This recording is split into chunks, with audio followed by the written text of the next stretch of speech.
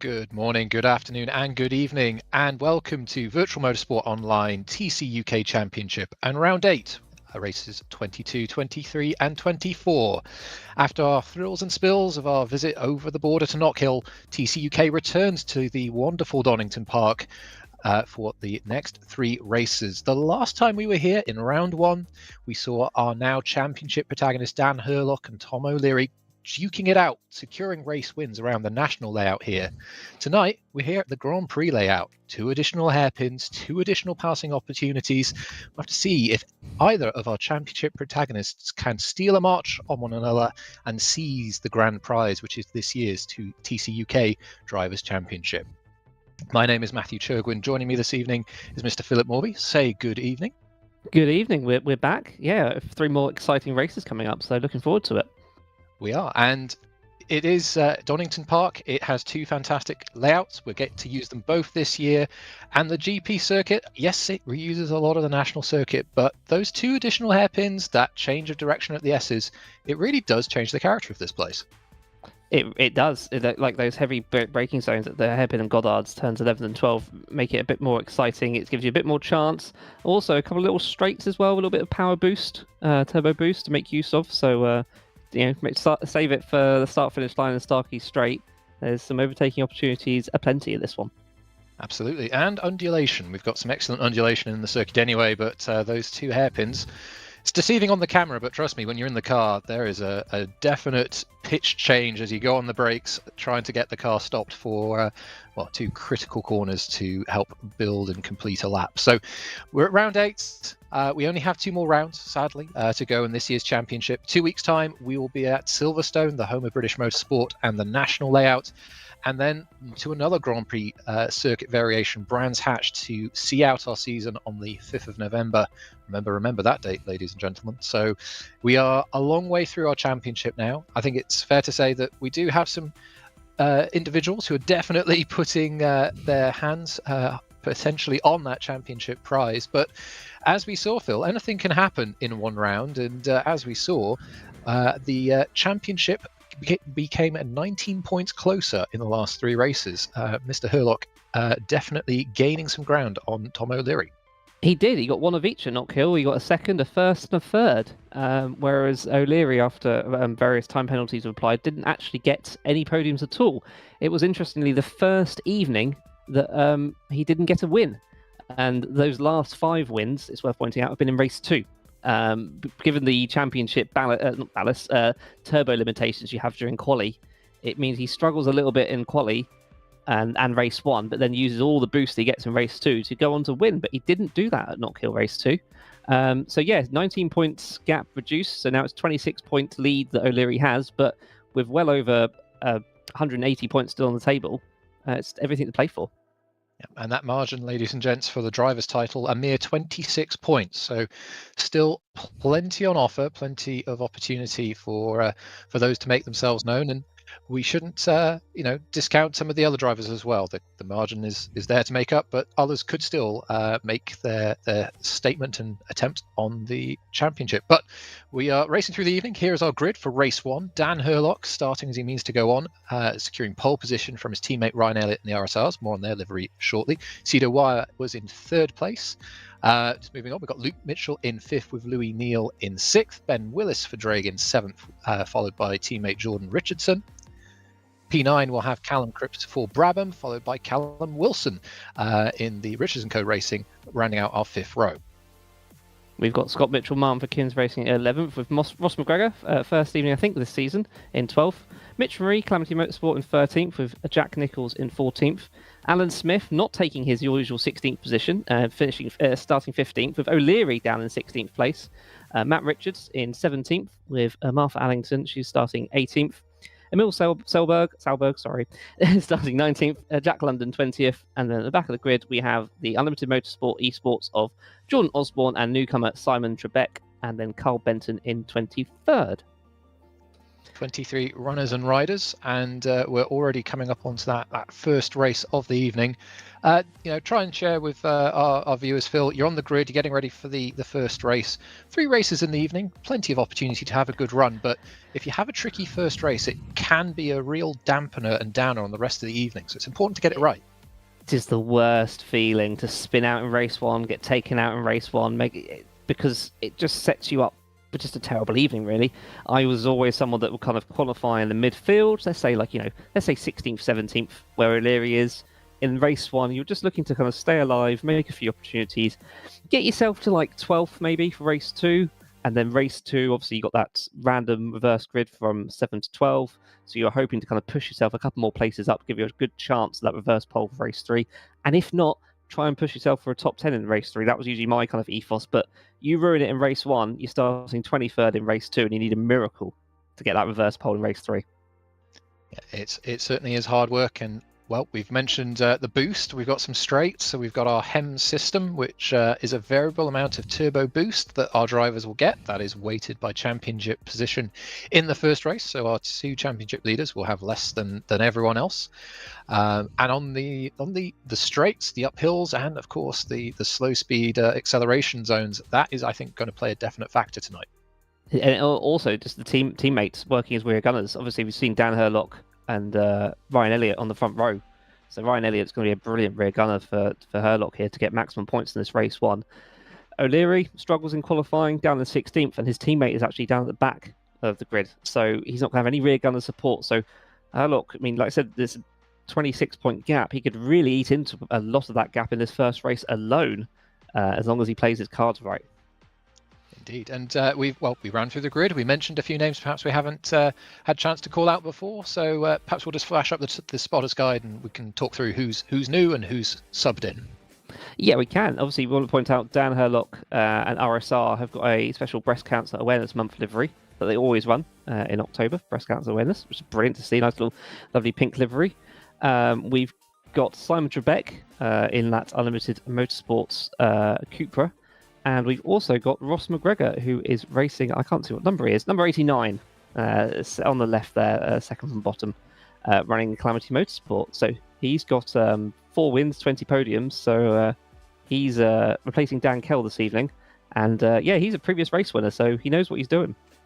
He does, and he's mighty rapid as well. So not a huge amount of practice for Ross, I believe, just having a look at the Discord before the race, but he's got racecraft under his belt, so I'm sure he'll be making some places and giving us some excellent entertainment across the 3 races this evening.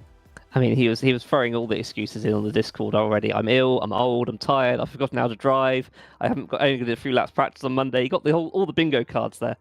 So I was going to say, I can relate to that a lot. Yeah, definitely the old and not knowing how to drive front wheel drive. Yes, so my final season definitely can relate to that. But no, he's there, he's on the grid, and we were just saying before we came on air, it feels that this season the midfield pack has got so close together, like the top 20. I mean, it's a 90, I think we said 91, 93 second lap. The top 20 are within a second of each other.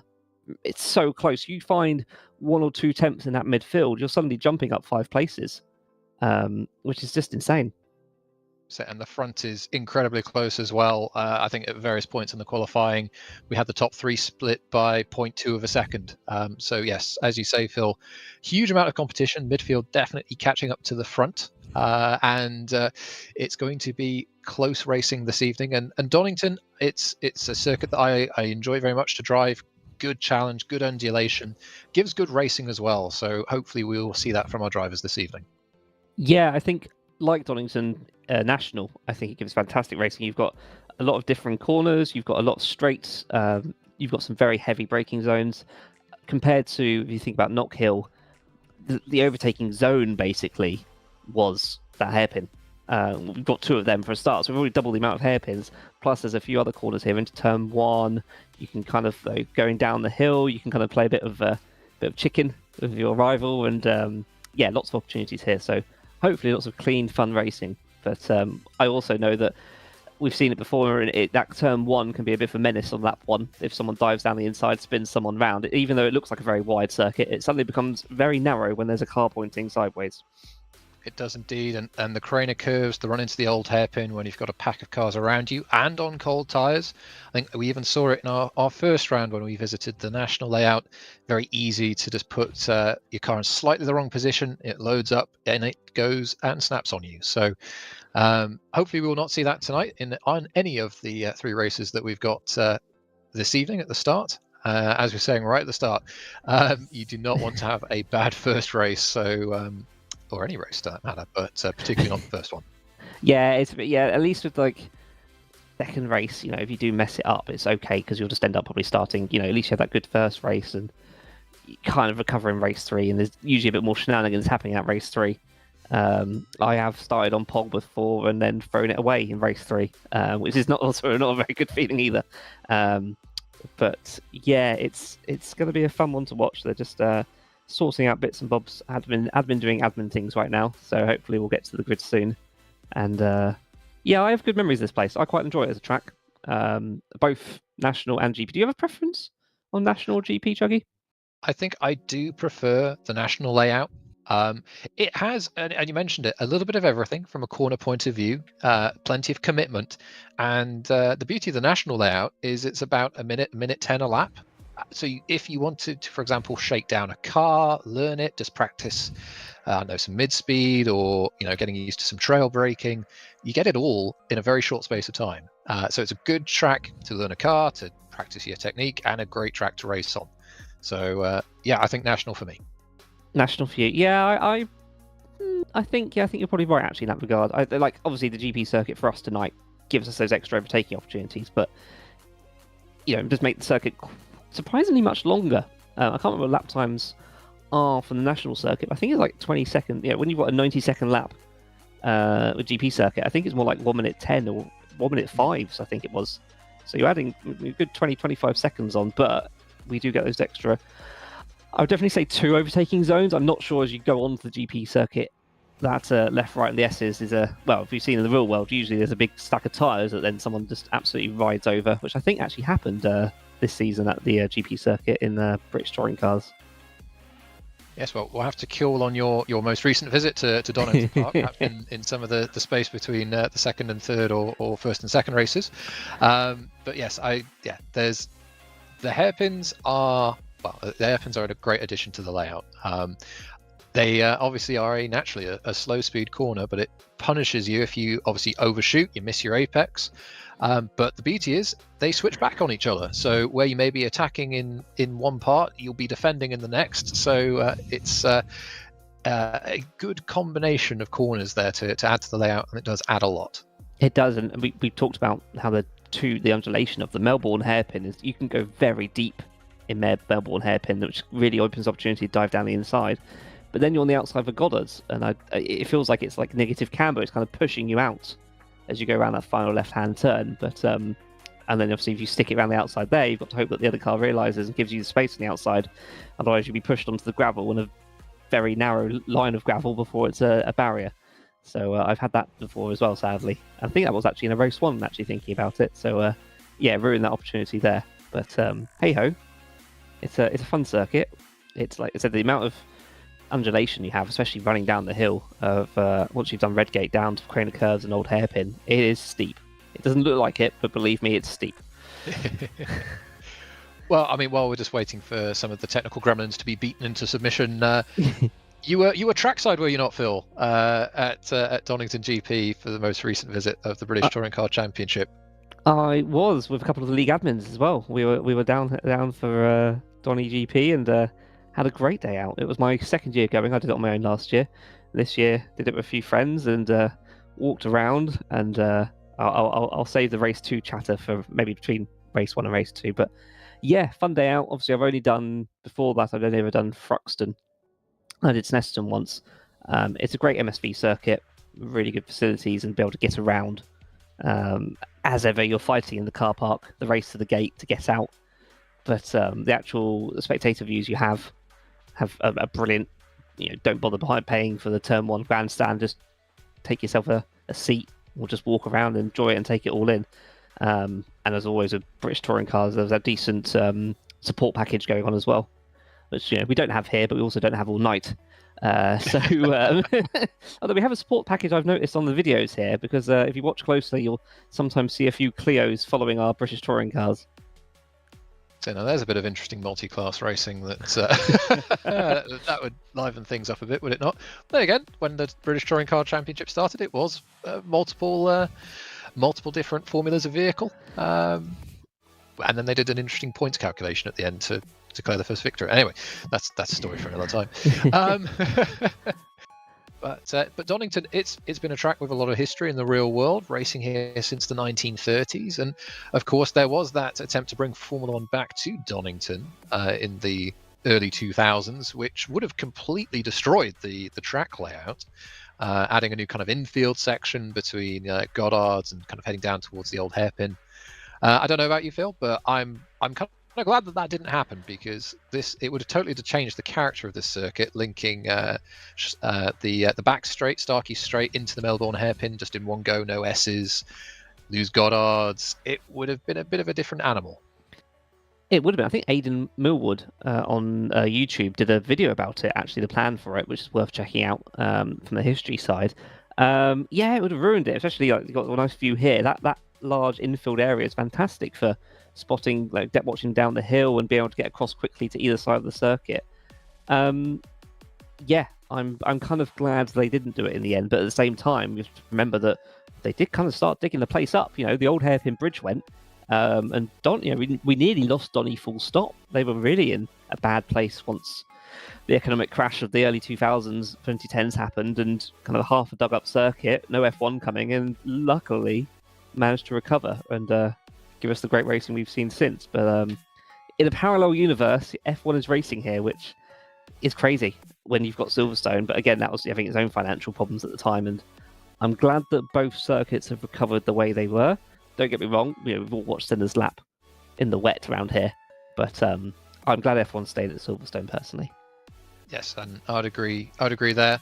And of course, Silverstone being our next stop on the calendar as well, and its national layout, which has got its own challenges as well. So I said it right at the start of the season. We surveyed our drivers to see if they had any particular favourite stops on the calendar, but we are spoilt with such a wonderful range of circuits in this country, and it's great to be able to visit them, enjoy them, and enjoy the medium of touring car racing as well, which it's popularity of sports car, GT racing, Formula racing is wonderful, but I think the touring car format, the touring car formula, always just has something a bit special. And particularly if you go and roll back the clock to the 60s, the 70s, you had, I don't know, massive Camaros against Mini Coopers, just something a bit special.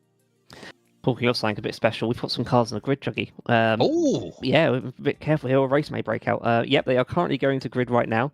Hopefully everything to do with the HEMS boost system. So we run a turbo boost system, much like they do in the real touring car world. It's an external system to R-Factor 2 that links in, and it's the first season they've run it with help of I can't remember the name of the racing league that helps out, actually, that's helped us use this and improve this tool. It's obviously external, which means it needs to speak to a separate server.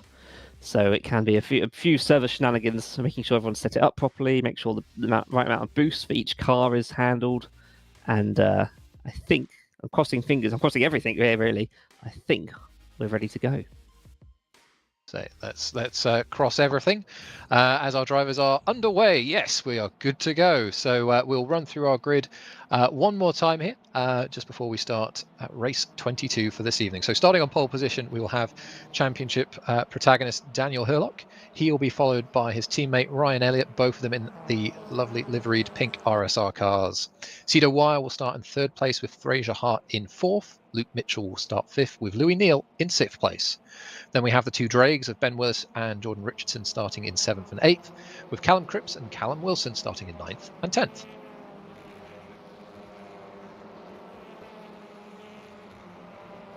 We'll then have Scott Mitchell-Marm in 11th place with Ross McGregor. We'll have Jack Nichols in the King's car following them, as I just wait for the timing tower to cycle around. Alan Smith is in 16th. He's in 14th. Yes, it does help if I unmute myself. 14th place is Alan Smith. Thomas O'Leary starting in 15th. That's because of obviously some drivers have penalties taking on from Knockhill. Matt Richards 16th. Zach Evans is in 17th with Mitch Murray 18th. Martha Anderson is in 19th. Jack London 20th. And then it's the Unlimited Motorsport Esports of Jordan Osborne and Simon Trebek in 21st and 22nd. There we go. There's all of our runners and riders for the first race. Got an interesting array, and we'll talk through the tyre options and strategies available to our drivers this evening. But we've got a few on the option tyre, which is the harder tyre this evening. So we've got Dan Herlock opting for that hard tyre. Ryan Elliott, his teammate, opting for the medium, the prime tyre. So we'll have to see as the evening goes on if the option tyre is going to play out for our drivers there this evening. And as we mentioned before, we have this boost system as well, so plenty of strategic elements for our drivers to work with across our 3 races tonight. So as our front row make their way to their grid position, some aggressive tyre warming going on from the BMW of, I believe that is Louis Neal, just taking up his 6th grid spot. We wait for everyone to round the final corner and take their grid positions. It's got Thomas O'Leary in picture, and now we just wait for those lights to come on. The revs rise, the engine notes start to sing, the lights are on, and we are underway for race 1 here this evening. Dan Herlock gets away well. Ryan Elliott immediately goes across to the inside to cover from Cedo Wire as they run now down into Redgate for the first time. Herlock taking a nice wide line, carrying as much speed as possible, as Ryan Elliott definitely starting to cover and guard his teammate, who streaks down the Craner curves here for the very first time. Everyone cleanly through Redgate on this, the first time of asking a little bit of lawn mowing going through the Craner curves, but it looks like everyone has got through cleanly there. It looks like, yep, we're all good through the curves, which is great to see. And yeah, I mean, the way that the cars are pointing, we knew exactly where they're going to go at the start. And yeah, Elliott's going to do a little bit of rear guard action, I imagine, for whoa, there's some sideways Cedo. Manages to hold it, and it's going to back up the crew. Someone goes there, that's Martha, I think, off and out. Sideways Cedo, sideways Martha. That's pity to lose her that early. Looks like she's recovering from an early moment there. Into the gravel she goes, but recovering nicely. These tyres are cold, folks, and boy oh boy, they are not fun when they are cold. So everyone proceeds their way through the end of the second sector into the S's for the first time of asking. Fast left-right chicane with no elevation or camber to help you. They now run down this little hill. Seems little, but is large. Heavy on the brakes there. One of the Brabham cars up the inside of Fraser Hart goes Callum Cripps, who's had a great start from the 5th row of the grid. He's up to 5th place. Yeah, great start there, and everyone actually through that chicane went. There was no 2x2s at all. As we start to see a few more 2x2s happening now, as Ben Willis has lost a couple of positions down to 8th, but it looks like we're all just about making it through one piece. As 8/10th gap already for Herlock. Like I said, he won't have much boost, but he'll be relying on his teammate to support him, and they're kind of pulling away already pretty well. O'Leary into 13th place there. He's got Ross McGregor for company, and we've got a little bit of a moment there for one of the King's cars, losing a little bit of momentum on the exit of Redgate. It's Jack Nichols, just hearing from cameraman extraordinaire. Thank you so much, sir. And yes, a little mistake at the first corner there. You lose so much momentum, and you're absolute sitting duck for the pack behind. So a couple places lost there. Yeah, battle of the Ford Focuses, and then goes battle of the Ford in a Honda sandwich there. It's Luke Mitchell. Who have I got here? Sorry, we've got Luke Mitchell in 4th with Cedo and Callum between. Callum's going to look at the inside for that corner, but then gives the outside for the chicane. It's a bit of a run. It depends if anyone dares to use their boost early on, which they don't. And they're going to do a little bit of team game here, working together, or they're just going to let it play out for a bit. I think they're going to let it play out and see what happens next. So it definitely looks like Luke, race winner this year, wants to be going places. He's got a bit of an overlap and a bit of a run on Cedo. And oh my goodness, Cripps making a move there as well on his teammate.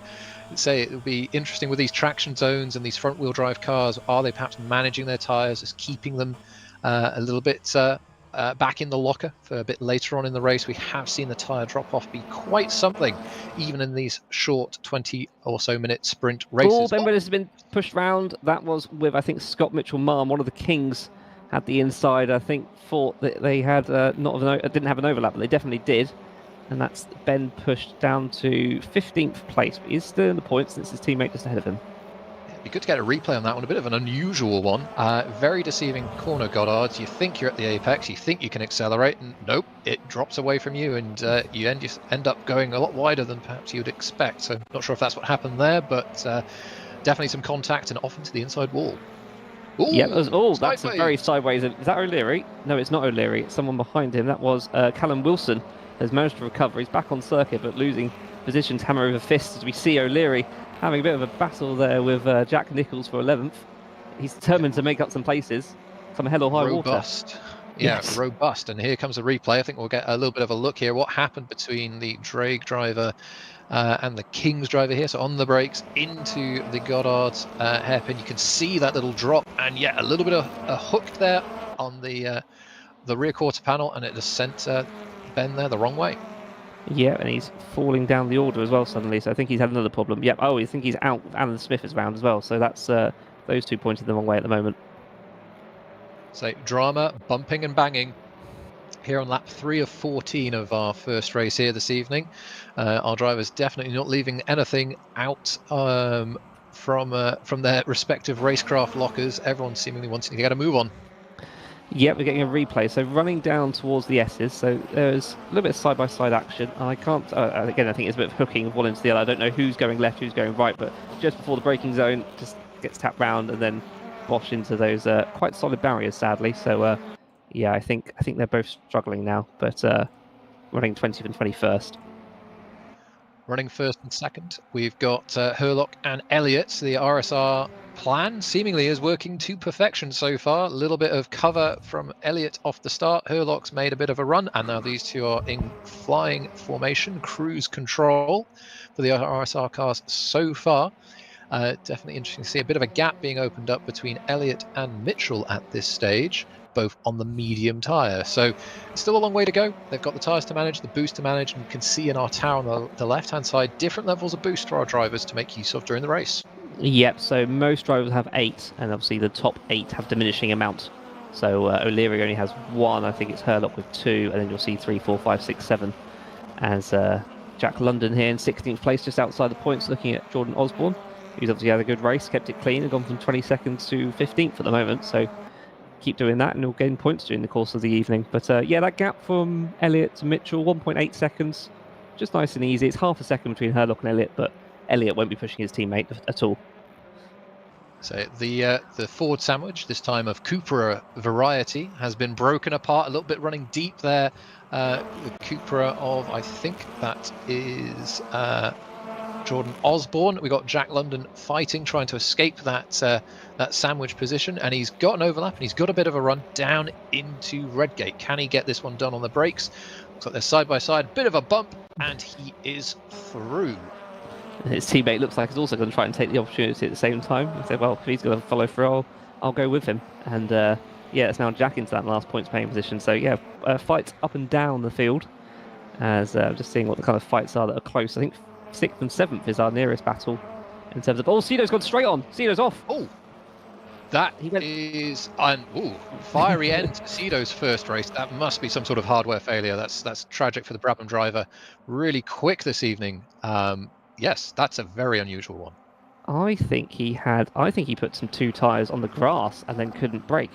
I'm just saying, yeah, there's 2 tyres on the grass. My goodness. And, there's slightest of errors, and that's it. Slightest of errors and no room for margin. So, oh, well, that's a huge pity, huge shame. Just slightly out of position and an absolute passenger into the barrier there at McLean's. Yeah, and that's exactly what happens. Then your race 2 and race, like I said, now will be starting pretty much at the back of the grid. So yeah, on board here. So he goes through a little kink left-hander, and then we just touch the grass on the curb.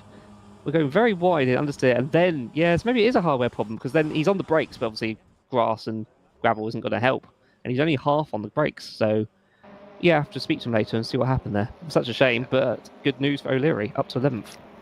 Indeed, a freebie as some would call it, but a hard bit of luck for Cedo there, so a real pity. But our Our drivers carry on. O'Leary up to 11th. He was 13th last time we were with him. Jordan Richardson, who's having an absolutely standout season, up into 5th place for Drake, doing an excellent job.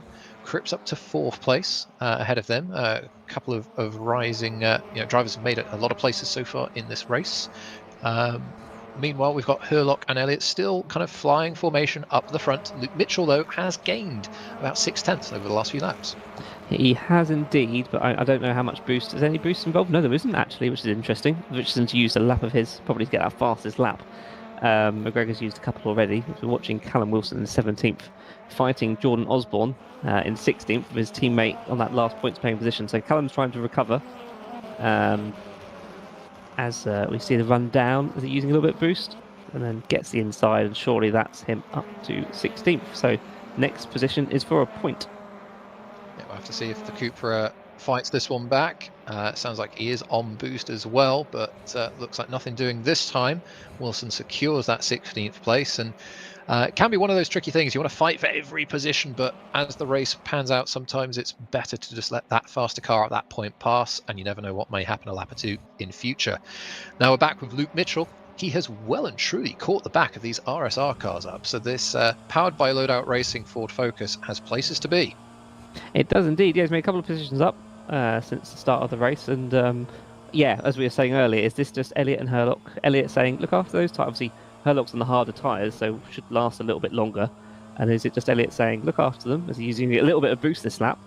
I think it's all fine so far. We're coming up to halfway through the race, and so far so good for the RSR guys. Obviously, there's still half a race to go, as we're starting to see now drivers have enough boost until the end of the race, so we'll start to see a lot more boost being used. As we're watching here, Matt Richards in 11th, fighting O'Leary, who's up to 10th now. Gained a couple of places for Richards, definitely gained a couple of places for O'Leary. So again, drivers making their way forward as the race plays out. But no, it's interesting just to mention, Herlock, there's managing the race, just going, the speed that you need to secure the race win. But I think Mitchell's got some real momentum behind him, and this being the track that it is, momentum is a big deal. So we'll have to see what he can do when he catches the back of Elliott. Will Elliott hold him up? Will he be able to stop him making any further progress? Richards making some more moves there, defending against the King's car, just about holding off, I believe that was Evans. It's Jack Nichols in the King's car. Zach Evans was kind of watching it all. And Zach's now like, well, I'll have a piece of this action. It's quite close fighting here. I'm guessing they're going to all start using boost, and who's going to dive where. Is anyone looking for the inside there? I think 14th place Jack London looks like he wants to get involved as well. It says, well, if you're going to leave that door open, I'm going to go through it. And through he does. I think a little bit of boost there, a little bit, actually a bit of contact, just front to rear there, just the difference in engine power when that boost is being used. So position gained for the Calamity driver. Speaking of positions gained for a Calamity driver, Ross McGregor, he might not have had the practice, but he's up to 7th already, so he's having a good run too. Top three altogether, and we're hearing from cameraman extraordinaire possible damage on Ryan Elliott's car.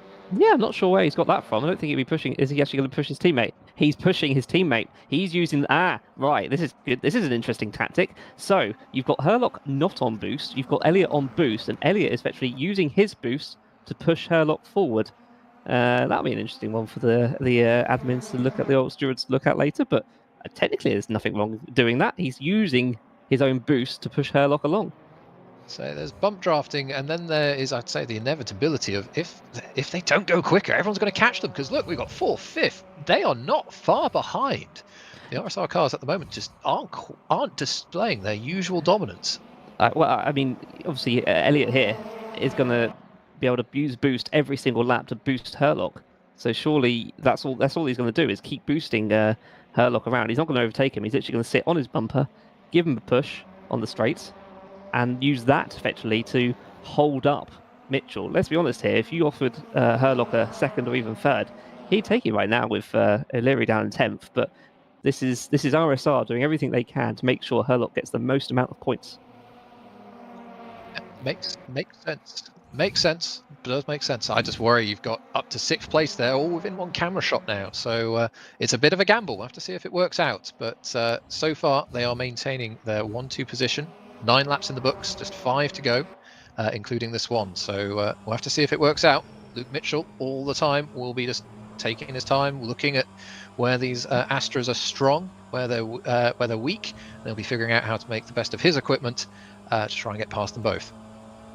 It will indeed. I was watching, seeing that yellow, I think, was for Mitch Marie, who's going on the straight with his left hand down. So I think he's had a bit of an incident. But I think, yeah, it's an interesting tactic here. Now I think what you're going to see now is Elliott just going to hug the inside everywhere and do everything to slow up Mitchell and give Herlock the opportunity to run away. Is he going to try and No, he's going to try the outside. No, he's not there. So trying to do the old oval lines, take the longer line round, carrying a bit more momentum. Didn't quite work that time around, but it's going to be a absolute masterful defence, or an attempt to have a masterful defence to defend this position, because Luke, he is a mighty quick driver. We'll have to see what Ryan can do, also in a quick driver in his own regard. So we've got 3 for the lead. We've got 3 for 4th, 5th and 6th, and that's a move there from Richardson. Does he pull that one off? Yes, he does. Oh, no, he doesn't. He did, but didn't. Oh, that's such a shame. Richardson, like, we were just saying about how much of a good season he's having, and didn't see how much of an overlap he had with, I think I was with Callum Cripps. But it's another place gain for O'Leary up to 9th as Luke Mitchell's moving.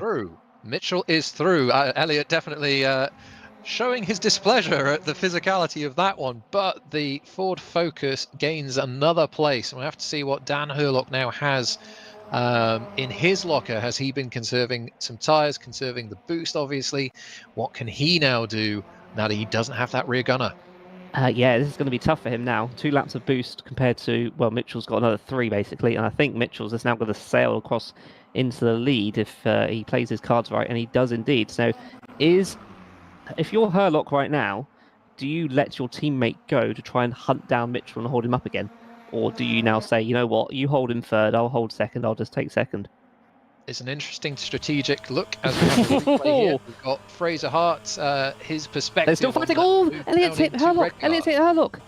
Elliott has hit Herlock. Luckily, they're still pointing the right way, but I think we need to watch this at the moment. Is Mitchell back down the inside? You had Herlock dive down the inside of that first hairpin, and Elliott taking the wider line. He took his own teammate out. Mitchell came back at the next hairpin and has got it back. Is Herlock going to dive here? Or he is going to go for it. He definitely wants that win, whatever happens. But right now, if I was Herlock, I'll be taking the 2nd.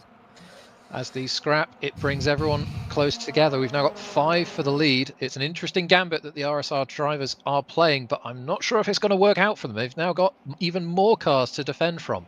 Hopefully we'll be able to get a replay of that little scrap from our leading 3 as they went through the hairpin and Goddards. I think we do have that replay coming up very, very shortly.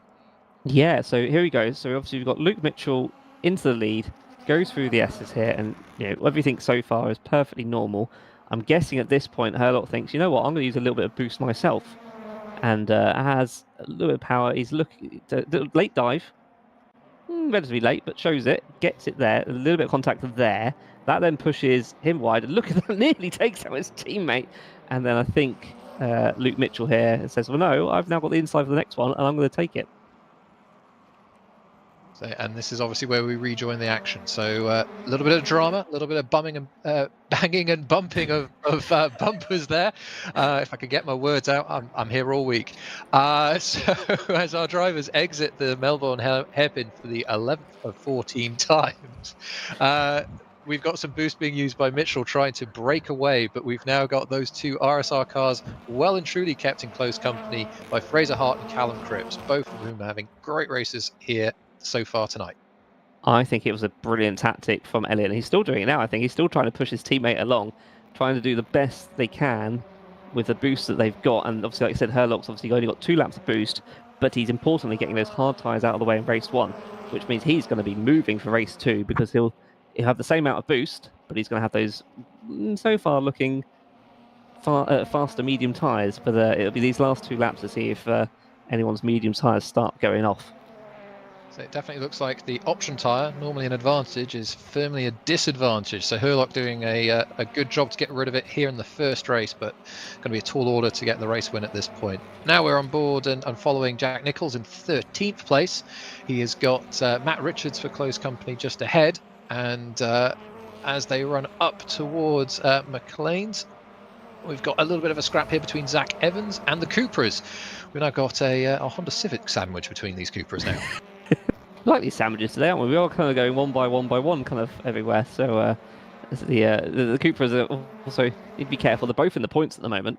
I know they're not 15th and 16th. I apologise, but they could try and get both in the points. Depends on how much fighting they do with Zach Evans. Yeah, just looking at the front again, Fraser Hart and Callum Cripps are getting very close there now to Elliott. I think now it's a case of defend hard, defend like anything, and just hope that Hurlock can hold on to second as Fraser Hart's going to look around the outside and then try and give himself a nice boost on exit, but can't quite do it, which gives Cripps the opportunity as Fraser's going to use that boost he's got at the end just to make sure he stays ahead and stays in fourth. Yeah, good attempt to try and go around the outside. Not much grip, not much camber to help you contain and maintain your momentum around there, but it's pretty clear that the two cars behind these RSRs definitely have a bit more of an edge at this stage of the race. Elliott's putting up a defensive masterclass for his teammate, trying to conserve as many points as possible.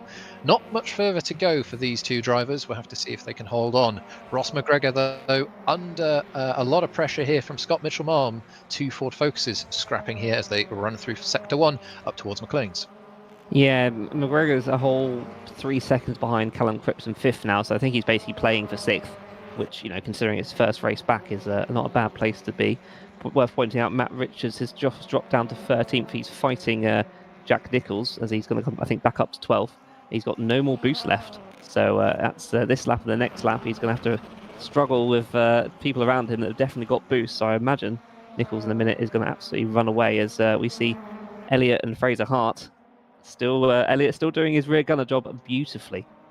Yeah, Hart just catching up to the back of that Astra now. So he's definitely going to be there for the last lap. And the last pass around all of these hairpins, and yeah, Elliott doesn't have too much more defending to do, but here we've got a scrap. We've got Matt Richards, and I believe that is the King's car of... You've got Jack Nichols and Zach Evans. Jack Nichols, thank you. Yep, just scanning through the drivers' names, and I'm failing to read as well as speak. Oh, there we go, having a shocker. But these two are not. They're putting on some good racing down into the Goddard's hairpin, and we've got lots of people now vying for this 12th and 13th place. Everyone's scrapping for every point available. They are indeed, and you've got Jordan Richardson, obviously, with his earlier spin, just kind of lurking in the background nearly to see what Richards can do for him. As yeah, pretty much everyone's now got a lap of boost, and all using obviously on this last lap. So honours even on the boost, but what about tyre wear? So we'll have to see. Jordan Richardson recovering in 17th place, has a great view of this conga line as they work their way down into the old hairpin. This is a big drag sandwich, if you will. Richards through to Richardson. What can I say? I'm hungry. Hungry for good racing. So up the hill they go terrible. Towards McLean's. Jack Nichols looking for a way past that drag driver, carrying excellent momentum through the apex to the exit. He's trying around the outside of Coppice. That'll be a good move if he can get that one done. Looks like he's trying to switch back. I imagine he's just going to use the boost if he's got any more left. It's just pump the boost down as we watch Elliott doing his rear kind of action beautifully, which gives an opportunity to Cripps. But yeah, Mitchell's done brilliant here. He made good amount of progress those early laps. I think RSR have done everything they possibly can to salvage the most points, and they've done a good job, but Mitchell gets it. So Mitchell has taken his victory lap there. First place for him, and it looks like a bit of formation flying for the RSRs as they had done this whole race. Hurlock coming home second from Elliott. Cripps got Fraser Hart there right on the last gasp of the 14th lap, so pity for Fraser there.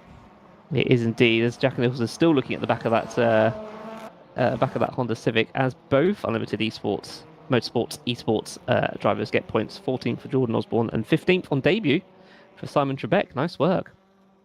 Very nice.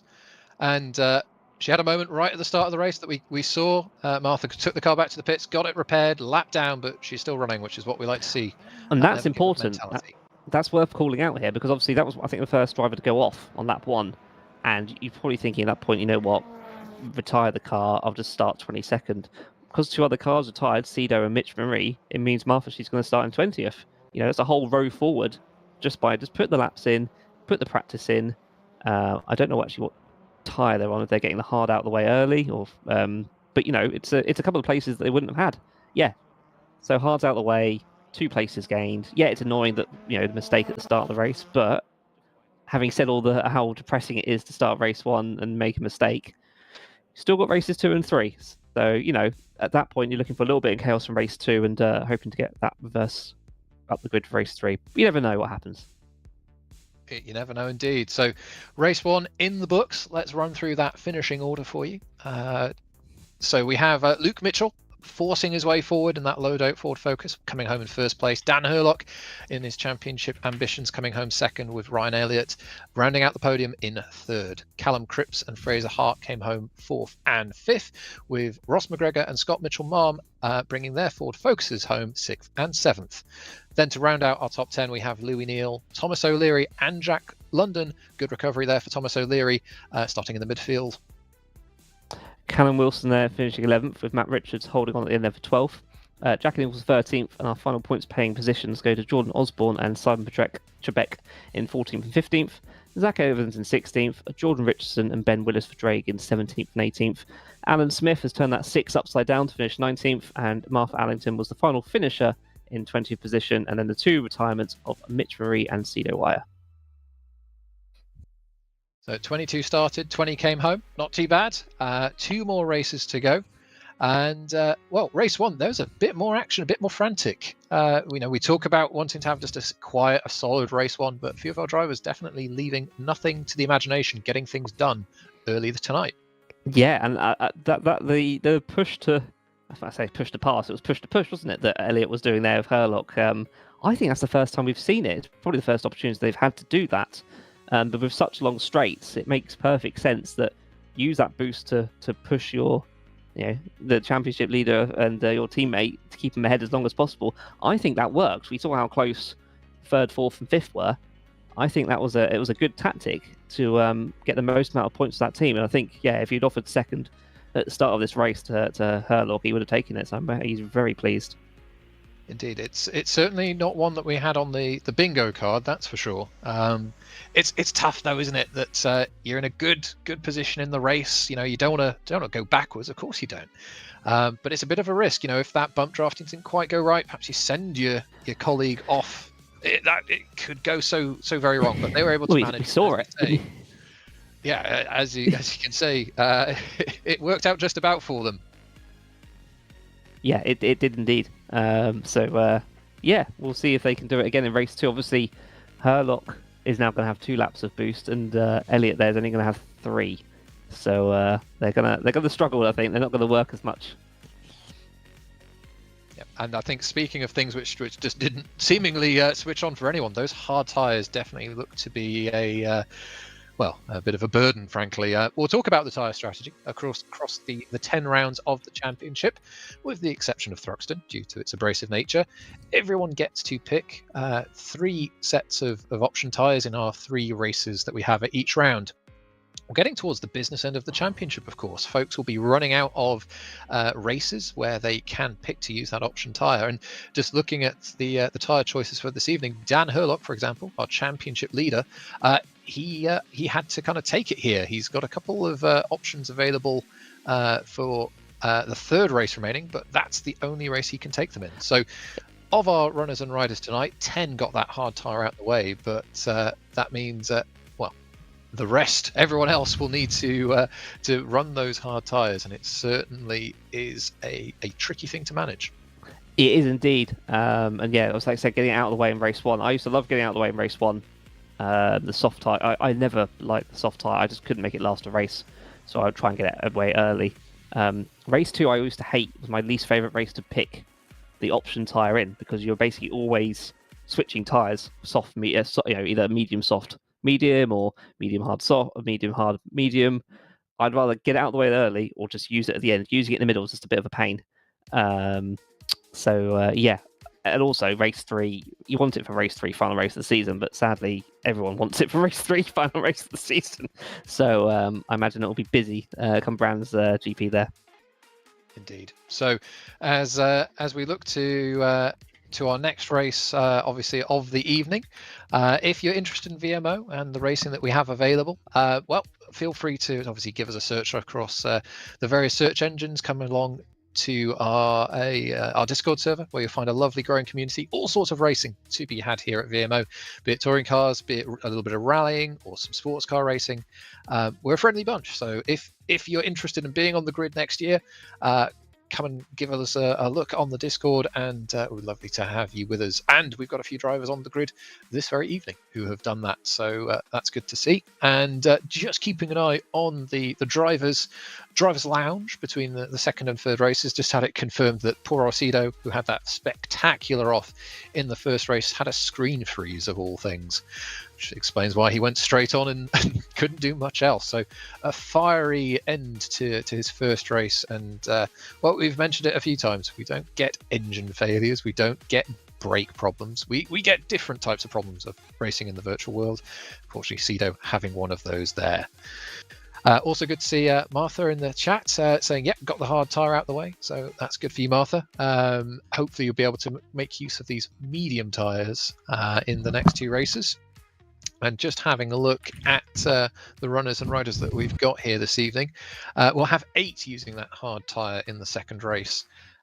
So just having a quick scan, I don't think we've got... no, we don't have O'Leary using the hard tyre in the second race. So I think Herlock and O'Leary got the hard tyre out in the first race. So honours even between those two. Let's see who can make the most of their medium tyre. Yes, but obviously, Herlock getting the full... well, not quite full, was he? I think 18 points, I think it is, and then compared to 10th, which is like 5 or 6. So, already a 10 to 12 point swing in that one race alone, which that 19-point gap is going to collapse. Well, it's already halved, basically, in race 1. And obviously, again, race 2, it's the same positions as that race 1 finish. So, so far, so good for Herlock. But 14 laps, it's a long time on those mediums. And your rear gunner doesn't have as much boost to help you this time.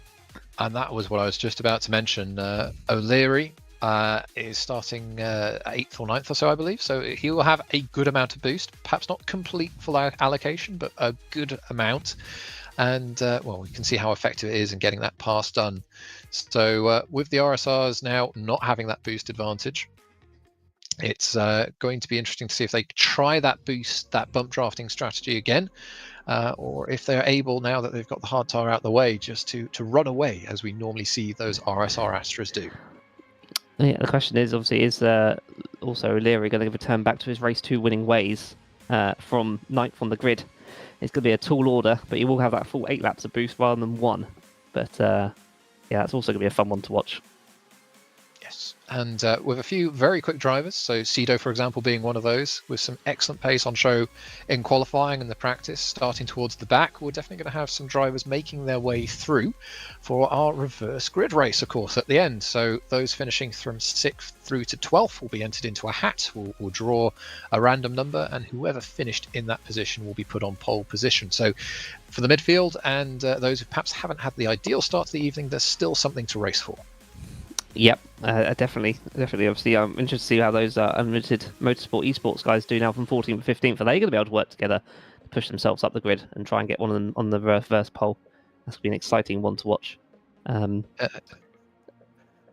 this point, we usually ask each other, like, what do you usually race this on? Like, have you done this on? I think this is on iRacing, isn't it? It is. Yeah. So have you raced it often on iRacing? A fair amount. I think the last time I actually raced around here was in Formula Fords, and had a superb race with oh gosh, his name's Emil, but I forget his surname. But former Formula 2 chap who streams on Twitch. Oh, it was such good fun. But yes, it doesn't matter if it's fast, if it's slow. This circuit, it suits pretty much everything, I think, and. I think if you get some smaller cars with some slipstream effect, I'm thinking like a little Legend or a Mini, even more antics, because you can get 3 or 4 of those side by side around here. Yeah, well, the real Minis did pretty well around here as well. They've done recently. So yeah, I'm trying to think what I've done. Obviously VMO, I've done it here, but I don't think I've done TCUK, obviously on iRacing. But I don't think I've done anything else really around Donington. I don't think I've done GT3s around here before, but I think that would be a little bit... I think we may have done back in the day, but I remember my trusty Lavore ground here. I think that's how far back we go. Now, obviously, the important question at that point, though, is have you raced in reverse before? Well, I was going to ask you this. As the font of all reverse race circuit knowledge, Phil, have you? No, I haven't. I don't think there are any games that you can, sadly. So I'm just wondering what. I'm just looking back at the layout as to how fun that would be, having to starting the race with 2 hairpins and then the S's. I think could be interesting, and then obviously running up the Craner curves towards Redgate. That could be fun as well, actually. I think that, you know what, this is one of the few tracks. Obviously, the pit exit onto the apex of what will be turn 1 isn't the best, but that's probably the same for most circuits in reverse. I think this is one that actually could work. So you say that with such cynicism. Come on now. And weirdly confidence. Yeah, go for it. We'll try this one at some point. I think this one would probably be my favourite one to try and reverse. Because it obviously, with the undulation, would make it so much fun. Well, I was going to say the first corner being a hairpin and uphill effectively, it would certainly make getting a good exit a challenge, that's for sure. Well, I think it's interesting when you drive a circuit. Obviously, you know it in its normal orientation, and at least for me, you have your visual reference points, and you kind of get used to the flow of the place. I was literally playing it through in my head mentally. What would it mean to drive this place in reverse? And it's kind of broken my head a bit. So I think just on that account, I want to give it a go. There we go. Maybe this is the one that we do at some point. We speak to admins, get a winter series. Like, it's official tracks, so maybe a little bit difficult. We have to all agree to drive in reverse and turn off black flags or something. Yeah, should obviously use this time to talk about, yes, I was at Donington GP for the touring cars, and I was stood at the McLean's for race 2. So got a wonderful Ben Willis, who's racing tonight, brought his beautiful camera that was nearly as tall as me, and got some wonderful shots of, sadly, Senna Proctor's crash on race 1, and then what I can only describe as lap 15, when the heavens absolutely... If people remember, on lap 15, the heavens just opened, and it opened literally on McLean's. So you have this beautiful cameras of looking at Starkey's Bridge, watching Ash Sutton, who had a bit of a dented bonnet at that point, racing. I think it was, I'll say Josh Cook, I can't remember who's racing. And then it cuts the leaders of Camish and co, just absolutely going massively onto the gravel, massively wide, because the heavens opened on that one corner. And it was fantastic and hilarious to watch, because we watched this grey cloud go over the circuit thinking it's going to rain, and it didn't. Well, oh, that's a shame. And then just out of nowhere, just water everywhere. And yeah, if you watch the replay, you can see me in my little red hoodie in the background, absolutely laughing my head off with my umbrella. Fantastic, hilarious, and one of my favourite touring car moments, even if I was eating gravel dust at that point. So motorsport, I mean, there's a smell, there's a taste, in your case perhaps, that you just don't get if you watch it on the television, right? So I think it was Dan Lloyd, the widest. I think it was the closest to crashing out in his Hyundai. They were all very lucky. It was, if anything, it was just disappointing, because as they went to Coppice, they then threw the safety car. He didn't need that, Poor old Nick Halstead actually pitted for wets, so it would have been quids in, but they soundly threw a safety car for safety, and then basically finished under a safety car, which was a complete shame, because it would have been a fantastic finale. It just needed to arrive about 4 laps earlier. Speaking of laps, formation lap. Indeed so. No chance of rain by the looks of it this evening for our drivers, but off they roll. So we will run through our starting grid. So Luke Mitchell, winner of race 1, will start in pole position for race 2. Dan Hurlock will follow him, followed by Ryan Elliott. We'll have to see what those RSRs can do together on the medium tyre. Callum Cripps will start in 4th, with Fraser Hart in 5th. Ross McGregor, super sub, starts 6th, with Scott Mitchell-Marm in 7th. Louis Neal is in 8th, with Thomas O'Leary in 9th. And Callum Wilson will round out our top 10 for race 2 this evening. And O'Leary therefore gets his teammate as a rear gunner now, starting 10th in Callum Wilson.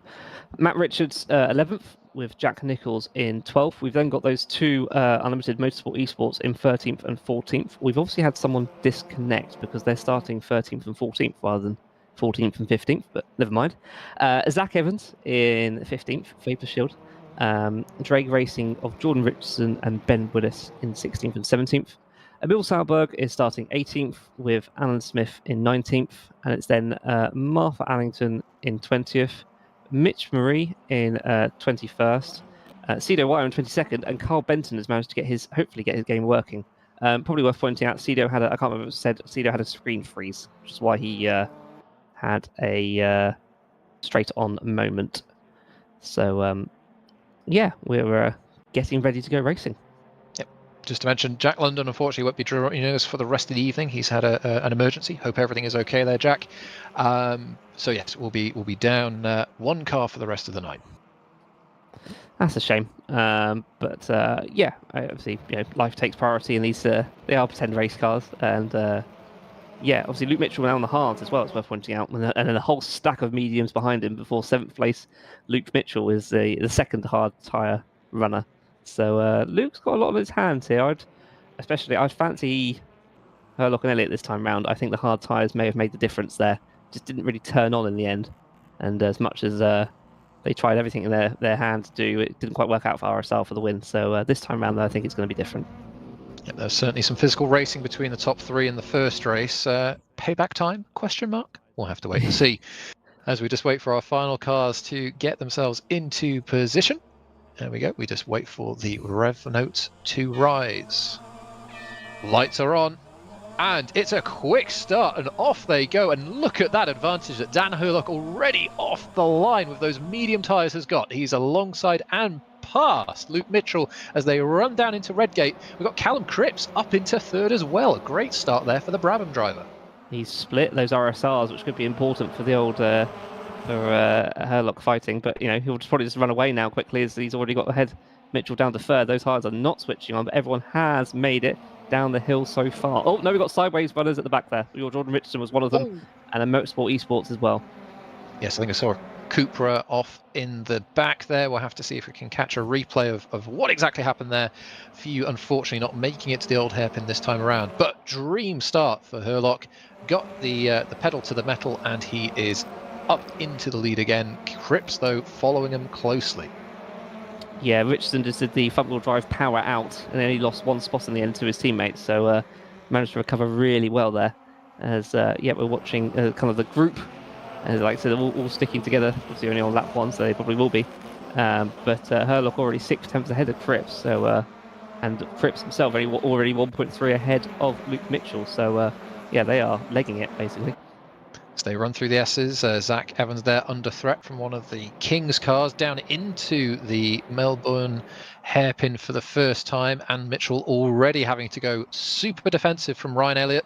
Little look there from the RSR car into the hairpin at Goddard's, and he's been able to get, with that medium tyre, a little more traction, and he's alongside as they run down towards Redgate. Looks like, I think, one of the BMWs there. I think that might have been Fraser having a moment as well. Yep, looks like he just got a little tap, possibly on exit, but managed to hold it all together, just lost a couple of positions, but importantly still going. And mega first lap for Thomas O'Leary as a car off in the background in Redgate. O'Leary up to 5th. Didn't see who that was, but after watching Cripps go very wide as well, and managed to recover through Bumhole as Ryan Elliott is back up to 3rd, ahead of Luke Mitchell, and Thomas O'Leary is getting involved in that little fight, is looking down the inside, a little bit of a touch to try and get the inside as Ryan Elliott's going very sideways. He's going to lose all of them. It's a no! Contact between the RSR and the Calamity car, and he's hard on the brakes. He's trying to avoid anyone else there, but oh dear, that's all a little bit untidy. Dream for O'Leary though, that rear gunner is gone. He has now just got one car. Oh, sorry, beg your pardon. 2 cars between himself and his championship rival, Ross McGregor. Oh no, having such a strong first race, coming off the worst there. Yeah, O'Leary and Mitchell going side by side towards the hairpin as we were seeing Elliott trying to recover. And it looks like Mitchell's got the inside now, so should still hold on the 3rd, but going 6 wide by the looks of it in that hairpin. So God knows how they're all going to come out in one piece, but it looks like somehow they have done it so far. It was fantastic to see a breadth of touring cars. And again, I think we're going 3 wide just for a laugh. But that's Ryan up to 11th. So, again, looking at reverse pole, Herlock's got a 1.4 second lead over Cripps. So himself won't have as much, I think, boost, but something to look at later as Richards is getting... is Matt Richards getting involved in the battle for 4th and 5th. Mitchell, those hard tyres, is just sadly struggling and falling backwards. Yeah, Richards, race winner when we visited here in the national layout. Looks like he's going well here in the second race. O'Leary also getting past Mitchell there, of course. There's just a steady 6.6 second gap between O'Leary and Herlock, so an amazing gap being pulled out by Herlock in just a few laps. We'll have to see what these two can do. Can O'Leary overhaul that? Yeah, Martha just did a brilliant move to get up to 15th place ahead of Zach Evans. That was a beautiful move down the hill. So them into the points, and I think Elliott will be trying to do everything they can to recover as high as they can. We're getting a replay here. This is what happened to Ross McGregor. So he's watching. We're watching that little bump, and then is he just going to tag someone? No. Oh, it's the rejoin. Of course, it's the rejoin from Elliott. Yeah. So Elliott's rejoined to the right as McGregor's looking to go to the left, get a nice out swing. So I think that could be seen as a bit of a dangerous rejoin there for Elliott, sadly, but something for later. Something for later indeed. Just wrong place, wrong time, unfortunately, for Ross. So he had an excellent first race. I'm sure he'll be able to make some more places in this, the remainder of this race, and of course the third race tonight. We'll have to see how he can do. The breadth of touring car, I'm going to have to use that, Phil, great call. As the breadth make their way around the last corner, we've got Martha Allington in 15th place, great recovery for her. Well and truly under the rear wing of Ben Willis there. Going up the inside is Martha, and that looks like job done. Lovely stuff. Another brilliant move. Brilliant move, and good to see the Toyota still being represented amongst our class of 2025. Yeah, just getting a replay here. So this is Matt Richards' the view of what happened. So we're going to see that Elliott coming on. Yeah, I think that's McGregor's going left to get a good run, and then we're going to see some lawn cutting going on here from Elliott as he managed to get back on and only lose a few spots in the end. And yeah, Richards gaining 2 places up to 4th. That's how he's now up to 4th place, just under a second behind, as we see here O'Leary in 3rd, who's got the fastest lap. Indeed, a little bit of boost there being used by Richards this time around on the exit of the Coppice corner. Down into the S as they go. Tricky little chicane complex. Now we've got Ben Willis up to 11th. Looks like we're again out of the exit of the Coppice. 2x2 into the S's. That's going to be bold. And my goodness me, I think that Ford Focus pulled the handbrake just to get that one stopped. That's not quite the racing line to take through that corner, but somehow they are still alive and all still pointing in the right direction. So yeah, no touch, just absolutely nailed going side, drifted it around the outside to get the inside for the other bit of the hairpin. As yeah, somehow still in 11th place. St. Martha just getting up the inside there, I think, of Willis on the exits. A nice little opportunist move, a bit more banging and bumping. Sorry, I will get my words right eventually, I promise. As they complete their 5th or 4th time around, starting lap 5.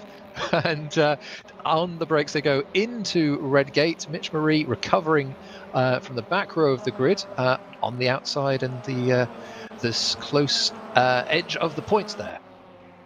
Yeah, doing a fantastic job trying to get into the points. As I'm looking at Selberg getting pushed into the downhill.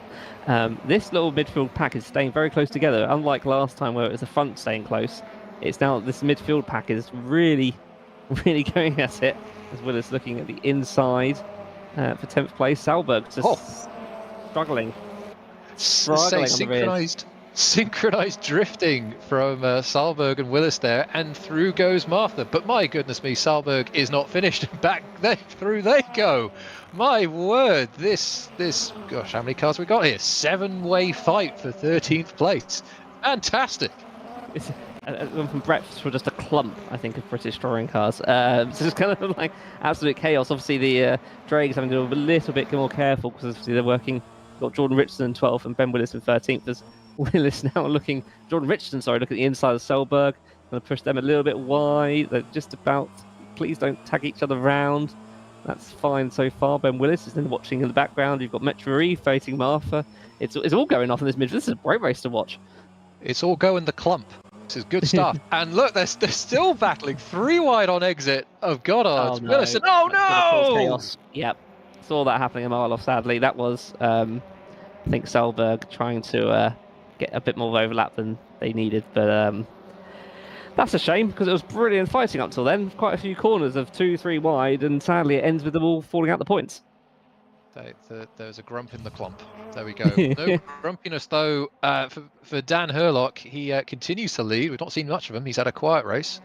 His gap is 3 seconds to Cripps, but O'Leary, he's got that gap down from 6 seconds down to 4. So he is making inroads, and there is still time. We're not quite to half distance yet here in race 2. Yeah, and obviously all medium tyres this time. So it's Mitchell is holding on to 5th and 6th, but Ryan Elliott is recovering pretty well now, up to 7th. He's got Callum Wilson ahead of him, so it's still going to be some decent teams points and hopefully reverse pole. So I'm sure they'll try and sort something out for Hurlock. Elliott's got a brilliant exit. As we're now going to watch a replay of this. So Richardson goes wide, Selberg has the inside, Ben Willis has the inside of all of them, and I think it's just going to be 3 into 1. Oh, it's just a little bit of tap, and then chaos. And luckily, they didn't come flying back onto the track and take everyone else out. The other two managed to keep going straight. As we're watching Elliott here fighting the back of Wilson, the yellow in sector 3 at the moment. There's these two exit Goddards for the 6th time of asking, coming on to the 7th lap for these two. Yeah, these two scrapping hard. Teams ramification, as we've now got, I think, a replay here from Martha, the big beneficiary, if you can so call one, from this bit of contact here. Let's see what she could see. Yeah, so I think you're going to see, so all going straight, and it's tap, tap, tap, and yeah, it's, lucky it happened in front of Martha. She managed to just drive on. Only lost, gained 3, lost 1. Okay, net gain of 2, not too bad. As it was a bit of chaos, sadly. And then got it back on the exit. So yeah, 3 places gained, not bad going. So up to 10th from the back of the grid. Not too bad for Martha there. So long may the good run continue. Speaking of runs, here comes O'Leary. He's got up to Callum Cripps and through into the S's. Lovely stuff from the Richardson Co racing driver there. Now to go slightly further back to another Richardson Co driver. We've got that looked a bit too aggressive. That's going to come back onto the track sideways, and that car is also going sideways. So that's a lot of chaos now going on. I think race 3 has started early, ladies and gentlemen, going by some of the contact going on here. Yeah, that looked like the Cedo was looking at a sudden move on McGregor, not realising that Ben Willis was right behind them. So luckily that Ben's managed to hold it together and is still going, but yeah, sadly down in 21st position. The 2 retirements, we've got Louis Neal and Jordan Richardson, unfortunately, out of this one. And yeah, there's definitely a few cars with a fair few war wounds. It's definitely been an active race 2 with a lot of, shenanigans afoot. Alan Smith in 16th. He likes, does he like the place? We don't think so. He wants more, and that's a good thing. So always ends up 16th place. For Craven Racing. Not too far behind the Unlimited Cupra there. Oh, and now we've got another train forming. Martha now has the close attention of Mitch Marie and Zach Evans. Oh, and that's going to be power. Thank God they're both front-wheel drives, because otherwise they would not survive that. It's getting physical. Yes, I think that's safe to say. It's now a case of who's got the boost and who wants to use it, with 7 laps to go. And yeah, that's Mitch Marie up to 10th. I don't think Martha's going to take it lying down, as there's a few drivers behind also running on the medium tyres. So if these guys work together, I think the gap to it is about 6 seconds to Jack Nichols in the hard tyres. I was wondering if they would be up for working together to push on. There's a group of 3 drivers there on hards, but nope, they're going to have their own little battles. And Allington now down to a 12th. Great spot there with the hard tyres, and I think also a great point to make that great entertainment for us, but these drivers, if they were to work together, I'm sure would catch those hard runners with the time they've got left. But instead they're going to give us some great entertainment, swapping positions, a little bit of rubbing is racing, as they would say in America, and a good move there for Zach Evans, getting up the inside of Martha Allington. While all this is going on, a little scrap is starting to develop for the overall lead of the race. Thomas O'Leary, now having gotten past Callum Cripps, has got that gap down to just 1.5 seconds. So with 6 laps to go, I'm definitely going to forecast we're going to have a championship fight for the top step in this race. Yeah, it's closer then. Obviously, 3rd and 4th in the background there are nose and tail. So again, those two, if they think about it, could push themselves further forward. there as Richards is using the boost on this lap. So is there going to be enough time and enough of the straight to make use of it and take that third? Yes, there is. So that's Matt Richards now up to third. Indeed. Hard to say from the off-board, but I definitely think there's a little bit of cooperation there, which I think is the right thing to do. Don't lose too much time. Work together, and you might be able to make and pick up something. Oh, well, that's not cooperation. That's not cooperation. That is retaliation from Callum Cripps. Lovely move on the brakes, giving Richards plenty of space on the exit. Has he got the run himself? No, he does not. So they stay as they were. Richards ahead of Cripps as they run into Goddard's. Yes, like I said, a lot of door banging in this race. There's going to be a lot of repaired panels for the race 3, but hopefully they will make it through. Emil Salberg has stopped and retired, so that's our third retirement of the day. Yes, the mechanics, the wrappers, the the body shell makers, they are definitely going to be doing some good trade after this race. We return now to 13th place. Simon Trebek in his first race here at VMO in the Unlimited Motorsports eSport Cupra, up to 13th place, chasing down Donington for 12th. Yeah, seen a bit of everything, haven't they? I think this race is the good and the bad and the ugly. Obviously, you got 14th place of who's that in 14th in the BMW, Fraser Hart behind them. So definitely not a guaranteed spot, but there's a bit of a gap to 15th for about 6-7 seconds. So yeah. There's still a few points on the table here for Simon to get. Martha there in 12th is definitely for the taking, as we're seeing 3rd and 4th still fighting the run down to the chicane. Say 6 laps of boost used for Richards, just the one for Cripps. So Cripps has a bit more in the locker for the final few laps. Richards holds on to 3rd place. These two scrapping hard for that final podium position. And all this is doing is buying a nice bit of margin for O'Leary and Herlock to have a good scrap as well. I think that will embolden O'Leary when he catches the back of that RSR. He continues to make good progress to catch up to that Astra, which has been leading and having a pretty sensible, quiet race so far. But I think it's going to get a lot more lively. It is indeed, because O'Leary's still got 3 laps of boost left, whereas Herlock's only got 1. So you imagine those 2 laps of boost that O'Leary can definitely make up 9/10, and then it's a case of right, who's wants to go for the dive, who wants to put it all on the line. Herlock again, chipping in a few more points, but obviously, it's a double pointer if O'Leary overtakes. So definitely not over, and one to watch as the gap is under 1 second.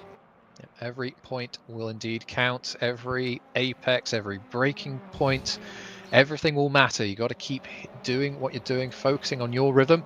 Alan Smith in 16th place, under threat, and a little bit of rubbing there with the Cupra as they go into Redgate. Oh dear, there's only one car's width there, my friends. Don't try and drive into each other now.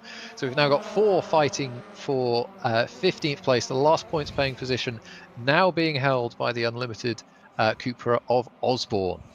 Yeah, it's kind of going single file through here, and then afterwards it's who's got the boost, and it's all going to break out with trying to go 3 wide through there. They'll need to be careful, because I think behind them is who have you got there? It's Carl Benson and Ben Willis, actually. So there's a bit of a gap to 19th and 20th.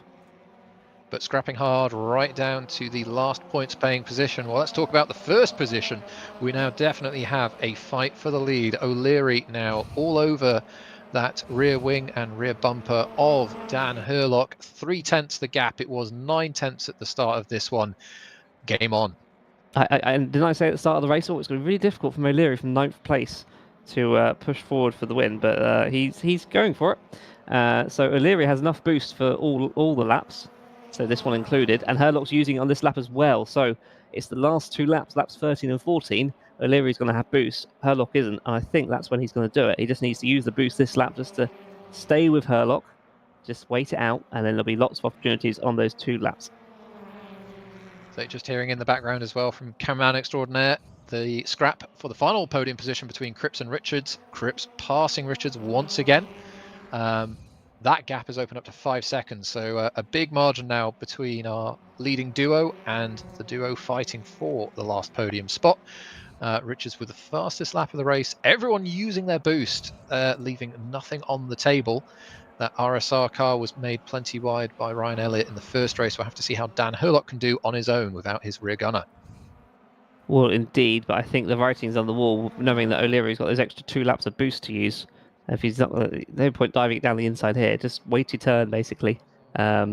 and I think it could be a foregone conclusion. But Herlock, if they had their way, will be pointing out, no, I'm not just going to fall over, bend over and let you take first place. But I think given the straights and given the boost, we've seen how much it works. Yeah, we'll have to see what happens as we go on to the penultimate lap. Indeed, difference in drivetrains, of course. Here, we've got front-wheel drive, rear-wheel drive. Traditionally, the rear-wheel drives will take care of those tyres a bit better. We'll have to see what O'Leary can do and use with 1 lap to go. Richards in the pits from 4th place. Goodness me, what's happened there? Is this a drive-through? Is it a fuel issue? We'll have to see if we can find out. Looks like a drive-through, so perhaps a track limit issue.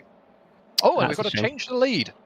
Oh, O'Leary's done it. I told you it was going to happen, and yep, just a boost down the hill and job done. And now we'll probably just pull away for these last 2 laps. Herlock's, like I said, going to struggle without any boost, but he has got a nice gap to Callum Cripps in 3rd place, who's 5 seconds down the road. So even that, I think, going to lose a little bit of points over O'Leary, but not still a bad position to be in for race 3. Not end of the world considering how many points they made up in race 1. Indeed, it's a bigger picture. 2nd place is not too bad. A few points lost, but there's a bigger championship playing out here. But focusing on this race, Zach Evans for Vapor Shield Racing in his Honda Civic, getting a... Oh, no! Because the commentator was about to say getting a lovely move done into McLean's. Looks like 2 into 1. Did not go there for Zach. That's a shame. I think it was on the outside as well, so not quite sure. The inside, and then, yeah, it's...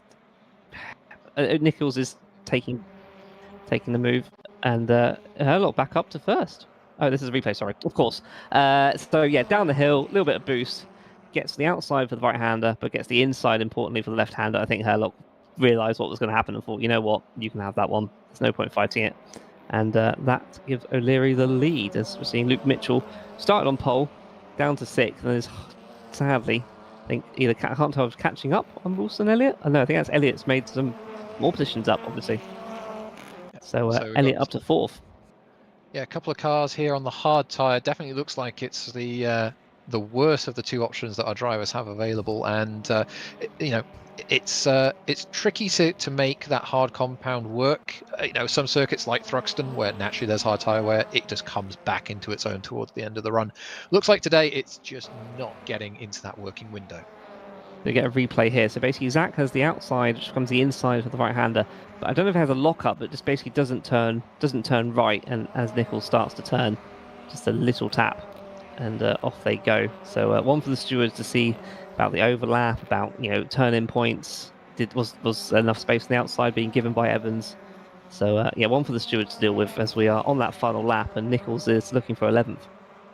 He is indeed. Caught up to the Cooper now. Cooper's having a great run tonight, which is lovely to see. Got Martha Arlington also not too far behind as well. So all still to play for. And of course, 12th place, the reverse grid position.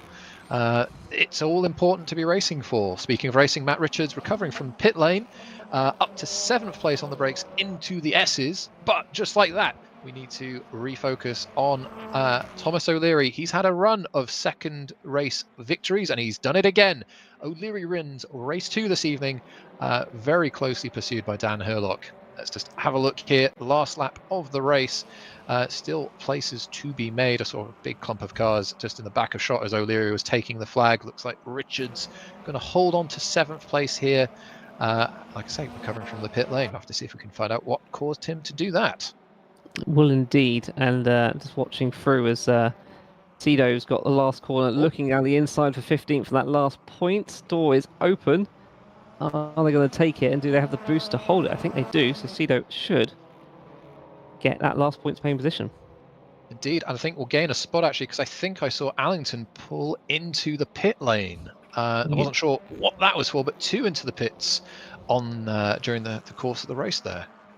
You did indeed. So sadly, something's happened there. I think sadly it also hasn't counted the drive-through, so they're being demoted even further that race. Yes, that's a shame, but still a fantastic. Not quite as well. Got a bit crazy in the middle bit there, didn't it? But then it kind of petered out again. So a couple of points gained by O'Leary over Herlock, extended again in the championship, but still all to play for, and still race 3. Indeed, every story has a start, a middle, and an end, and I think we had a little bit of everything in that story.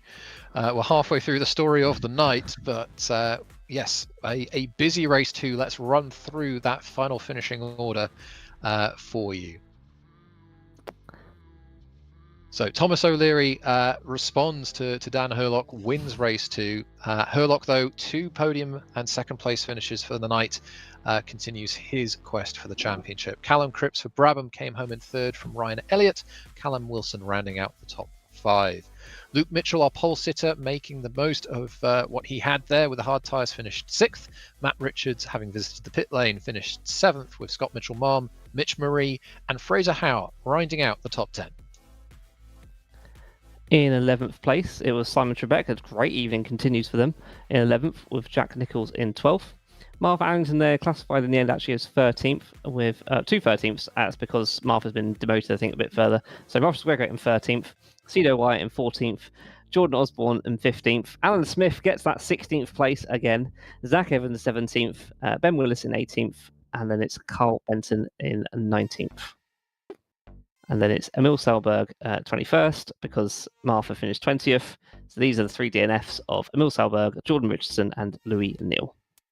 Yeah, seeing some chat. I think Louis unfortunately had some network problems, and Martha just confirming in the driver's lounge it was indeed a track limits penalty. So I think a few drivers being caught out. I think the S is probably your best bet for where you want to push, take a little bit of extra margin, and well, there's an automated system. It's keeping an eye on things, keeping it fair. A few drivers finding out the hard way. Yeah, I like this automated system. I hate it sometimes at certain circuits, but because this is an official circuit, it's the same for everyone, right? So, there are 2 drivers that cut enough times to get a penalty. The other 20-odd drivers didn't, so they didn't get a penalty. It's harsh but fair. So, a shame for Martha there. Obviously, a good recovery after their other shenanigans going on, but sadly didn't quite work out. And it's going to be fun to see now who's on hards and who gets that reverse grid. Yeah, just seeing a few mentions. I think I saw Callum Cripps there going, yep, now I've got the hard tyre. So, yeah, it definitely looks to be that hard tyre is not the usual darling. The option tyre is not the usual darling that it is in the VMO TCUK Championship. So it's the same for everybody, though. Everyone has to run it this evening at some point. I think we've had the majority of the grid use that tyre now. Just going to have a quick look here at the tyre form that we've got.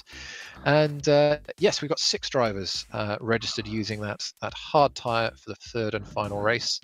Everyone else, though, has obviously got that pain out of the way. Just hearing as I'm speaking that our reverse grid has been drawn, and that was P7. So Matt Richards will be on pole position for our 3rd and final race of the evening. Not a bad return. I think if you were to be served a drive-through penalty for corner cutting, as we think he was, that's, oh no, drama, issues, that's ruined my evening. Well, it might have actually just worked out for Matt there. It's not a bad recovery there, which means Luke Mitchell starts 2nd. Callum Wilson 3rd, Ryan Elliott in 4th, Callum Cripps in 5th, and then Dan Hurlock in 6th. So the RSR starting 4th and 6th is going to be a fun one to watch, with O'Leary starting in 7th. Obviously, Ryan Elliott's going to do everything he can to hold up Callum Cripps and let Hurlock through, and then try and hopefully get as high, hold up O'Leary. It's basically going to be what the tactic is, I imagine, tonight, and cause a little, so hopefully push him back into the grass of that midfield clump, and see what happens. So Phil's writing the script for the 3rd and final race already. We'll have to see but if it's going to work out. Just hearing Elliott may be on the hard tyre, so that may also be a factor, obviously, in what kind of defence he can put up for his teammate. So what do you think, Phil? Is the team tactics, do you call them fair? Do you call them not? Would you rather see it be mano a mano, as it were? Elliott is a rear gunner. Yep, perfectly fine. We see it in every kind of motorsport. Obviously, one I remember famously is Sergio Perez, Abu Dhabi. Department of, what was he called? Department of Defense, or what nickname he got? I can't remember. But Minister of Defense, I believe. That's it, Minister of Defense. But the whole using the push to pass to push your teammate, I'm not quite sure the steward's going to make of that, but that's one for the stewards later on. It's useful to have a rear gunner, which O'Leary's lacking. He did very well in that race, and obviously race 2 expert to get the win there. This is going to be the fun one, starting 7th with 1 lap of boost, and everyone else backwards is going to have 8 laps of boost. So yeah, this isn't going to be an easy one, but then you got Hurlock starting right next to them, so not going to be easy for them either. The only help is 1 grid row in front is your teammate, which may try and mix it up a little bit. Well, speaking of mixing it up, of course, the reverse grid, it does reverse things around, put some drivers who usually may not get the chance to be right up the front, a chance to shine. I think what's interesting, just the way that the draw has fallen this time, we've got Matt Richards, who's shown some good pace tonight. We then have Luke Mitchell, who's already won a race tonight. So again, it shows how you can, stitch a good evening, a good score of points together by just staying consistent. And Luke Mitchell definitely doing that so far, and managing, I think, that hard tyre very well in the second race. Yep. Yeah, very good use, and even fewer drivers using it in race 3. Like I said, Ryan Elliott will be using it, so hold up as many people as they can for as long as possible. But I don't think they'll have a swarm of cars descend upon them. So for the team's championship, it'd be a case of just finish as high as they can. I remember if you talked about the team's championship. I was just about to ping that up because it's probably worth mentioning, although I can't actually find the driver standings. There we go, standings. Yeah, great minds think alike. I was just about to say we do talk a lot about the driver's title. That is the big prize, but there is a team's championship. There's also a few other competitions going on amongst the drivers. Coming into this evening, we had Richardson Co-Racing actually leading by a pretty healthy margin, 449 points to RSR's 384. But it's pretty close behind. You've got Brabham Motorsport 307, Drake 304, all still to play for. Yeah, and it's also worth pointing out Richardson Co-Racing obviously is O'Leary and Benton, whereas RSR have been getting both drivers in the points. So I imagine, again, that gap of 65 points. Nope, I can't math. No, I can math. 65 points. Thank you very much. Is going to be slowly coming down. We also have championships for on the charge. So basically how many places you make up, which actually is as after Knockhill was being led by O'Leary. By quite a margin, probably because he makes all those places up in race 2. And then we also have one for Purple Sector, which is we basically give the points based on qualifying, which after Knockhill actually had Callum Wilson and Jordan Richardson both on 89 points. So I have to see how that one works out. I can't remember who qualified higher between those two drivers here at Donington, but with only 2 races left, I'm sure cameraman is quickly digging out the broadcast to find out who qualified ahead. But if not, flip a coin. And it was the other one. So we've also got the Challenger Cup, a competition for drivers who haven't won a race yet. We've got a number of drivers there. We've got Cedo Wire, Martha, Fraser, all drivers who've had some good runs this evening. All scoring, I'd say, some valuable points. Another little championship within the championship to compete for as well. So, lots still to play for. But there's still, after this race, 6 more races to go. Lots of points still on the board for the taking for all of these different competitions. Yeah, still lots of points being prizes. So for Herlock, it's obviously big chunk of points caught up in race 1. Lost a few in race 2. Race 3, catch up a couple, get those first ones back, and just half that deficit, ready for 2 more evenings and 6 more races. But half the gap in this one wouldn't be a bad thing to do. Set yourself up nicely, hopefully for the last 2 tracks. So go on, Phil. Try and give us your prediction, just as we kind of prepare our drivers for the 3rd race. What do you think is going to happen? Who's going to win? I'm going to call shenanigans. We had some good shenanigans in race 1, and I just think you've got Ryan Elliott starting 4th on hard tyres. His teammate, who's trying to hunt down Champions Leader, 2 places back. The person trying to hunt down his teammate, 3 places back. I can just see some shenanigans going on of trying to let the teammate through, but not trying to let O'Leary through. And it's a little bit of chaos, as if we didn't have enough in race 2. So a little bit of chaos on track, a little bit of chaos in the footage here, just as we wait for our drivers to grid. Yes, I think as race 3 usually does, it's going to throw up a big set of 6s. So we'll have to see who profits. And I just hope we have a good, clean, fair race between everyone. Touring cars, it is robust sometimes, but it does give us good racing. Here's hoping we get another good race. Yeah, it's just worth pointing out finally that Jordan Richardson started the race 1 in 8th, and Callum Cripps qualified 9th. But sadly, I think it was Callum Wilson actually needed the results for. for the purple sector. Yeah, it was Callum Wilson, sadly. But Richardson was 8th. I think actually Wilson started ahead of him. Wilson was 10th, I'm being told. So nope, it means that Richardson takes the lead of the purple sector award. So 2 races to go. We'll have to keep an eye on that one. Like I say, we do keep an eye on the overall drivers, but plenty to race for still. So we'll be moving on to our 3rd race in just a few moments. I don't think, like I say, we're expecting any weather. We did our weather dances in Snetterton. They didn't work. We tried. So, we tried, honestly, folks. We did. but yeah, no likelihood of weather today. Topsy-turvy grid, fast drivers at the front, fast drivers in the middle, fast drivers at the back. Anything can happen. Definitely. The rain dance will be saved for Silverstone in 2 weeks' time. It's only an hour north of me, so not too far. And as we're starting to get these, we had a storm last weekend, so you never know. Maybe in 2 weeks' time we can have a complete downpour. We'll have to deploy you tactically at the circuit. Having some slight technical hiccups, sadly, again this evening. So. Bit of a delay, but do stick with us. It's race 3. It's always chaos, whether it's touring cars or TCUK. So I'm for one definitely looking forward to it. While we're waiting, we should probably talk something I wanted to talk about. We talked about iRacing, but iRacing Arcade. The demo is out on Monday, and I'm very much looking forward to it.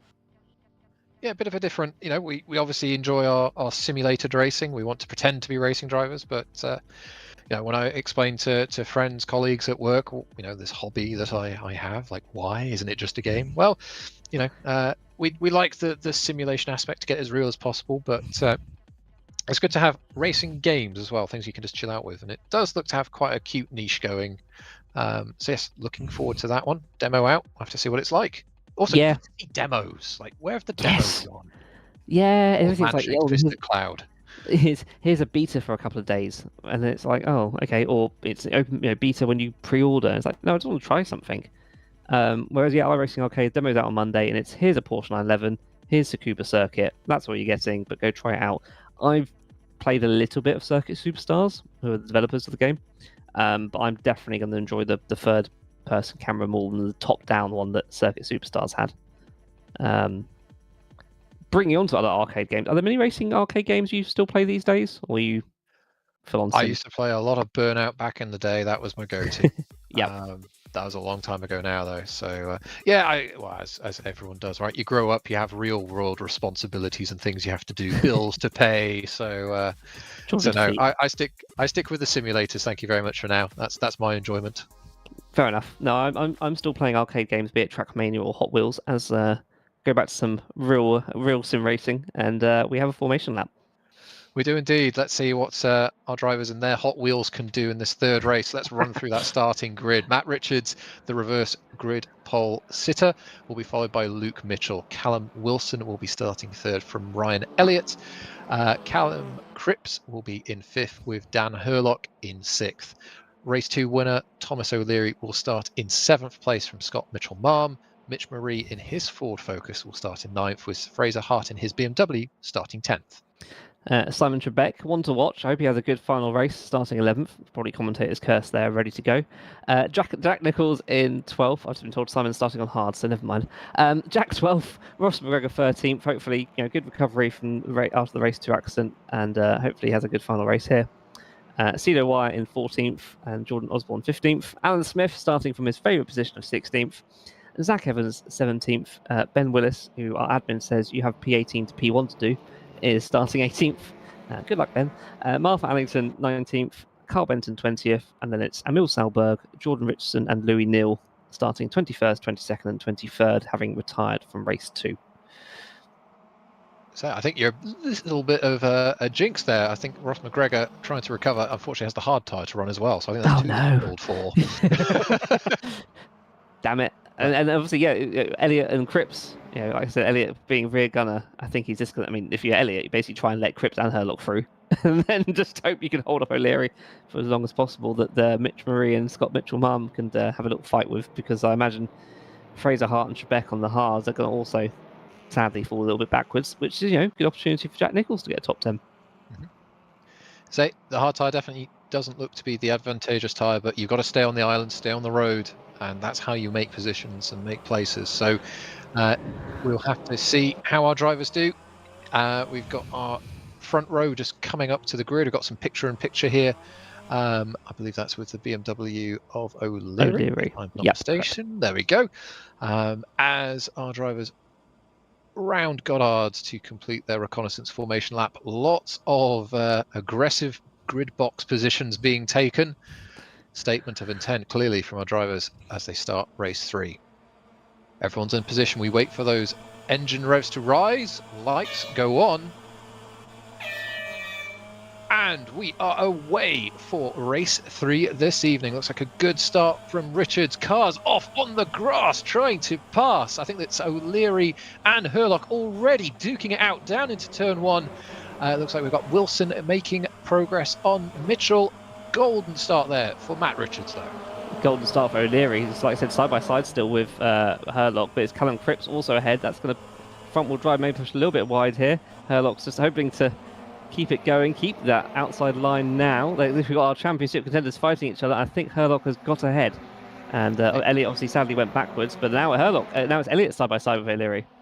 So leaning on each other, momentum changing hands. O'Leary losing out there on the exit of the old hairpin, and we have Elliott using that momentum around the outside of McLean's to try and regain that place, but up the inside, O'Leary goes on the brakes into Coppice, a blind corner. You can't see the apex when you turn into that one, and he's got that place. Back to 7th place.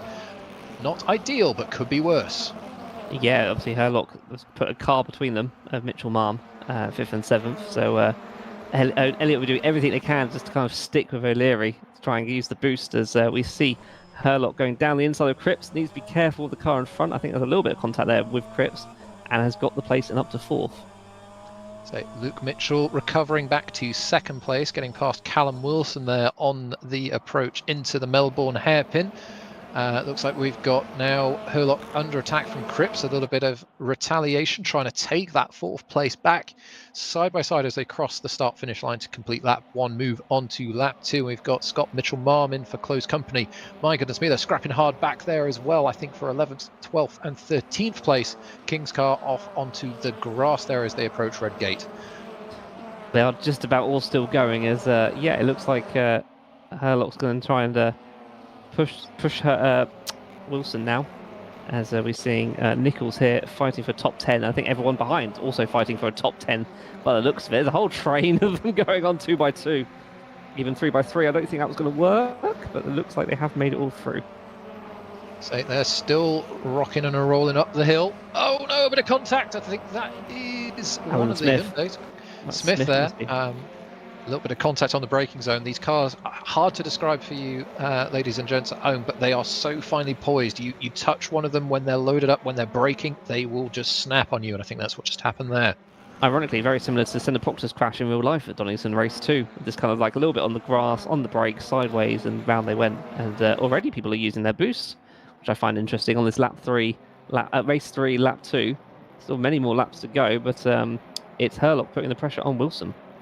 It is indeed, yes, normally a little bit conserved, a bit more tactical, drawn out over the duration of the race, but no, got drivers getting well and truly into their allocation early doors. So is that just to try and make a bit of a gap, try and focus on their race, or are they feeling the heat from the drivers around them? We will wait and see. Cedar Wire has had an eventful evening, fiery in many shapes and forms. He's up to 15th place now, trying to scrap with Fraser Hart there. On the brakes into Redgate this time around, up to 14th he goes. Can he hold on to that position on the exit? Looks like the answer is yes. Yeah, I'm actually keeping a close eye on O'Leary and Callum Cripps in 7th and 6th as putting a battle together. That's going to be a little bit of contact there with the Ford Focus and Honda. That's going to cause contact with the BMW, and it's worked out nicely for the Ford that started all that, because I think they're going to get both of them. So robust touring car action there from the Dre car. Didn't quite catch which driver that was, but yeah, side-by-side action now between Herlock and Mitchell, I think that is. Wilson. Wilson, sorry, beg your pardon. Yeah, Herlock going for 3rd place, but I think Wilson's using the boost to fight back. So playing front gunner for O'Leary, so says cameraman extraordinaire. Spot on. Bit more team play. Well, team play works in many different ways. It's all fair and balanced, working itself out over the course of the evening. Herlock really hustling that Astra. A little bit of contact on the turn in. There was a BMW in its way, so no way to drive through a car. A couple places lost. Yeah, that Scotchman from Arm just like letting it all play out, knowing full well that, that car goes wide, I'll take it.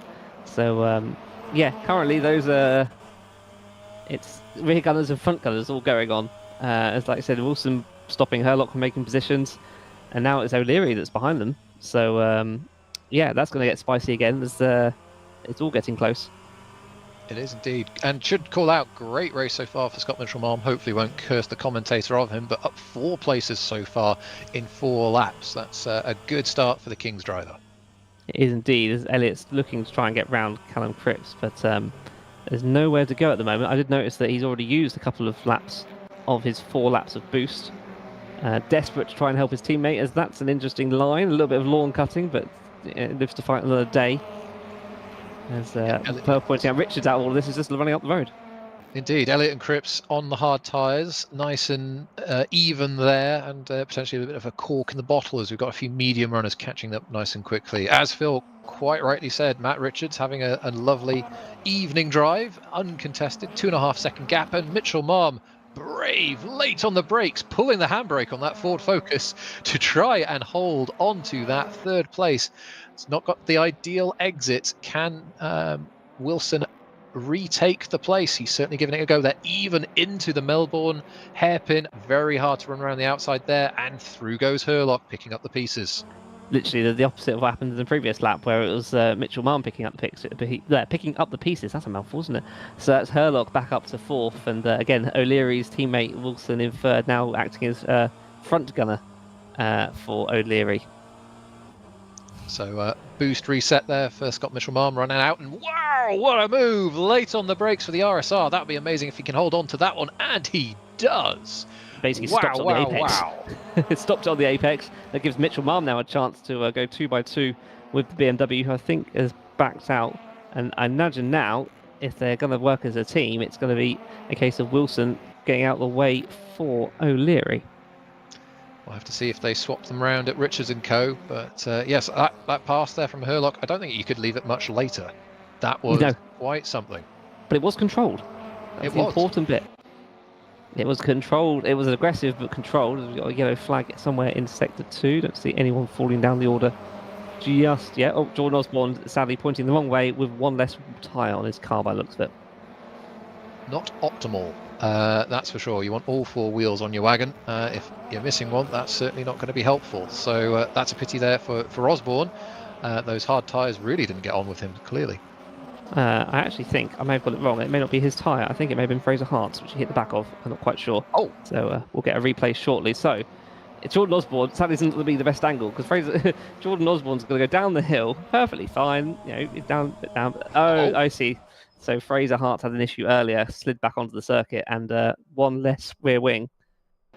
And he was actually fighting Carl Benton before that, Fraser Hart, so just lost it, squirreling down the hill, tried controlling it. He's on the brakes, trying his best, but yeah, sadly, that just stops it right on the exit of the right-hander.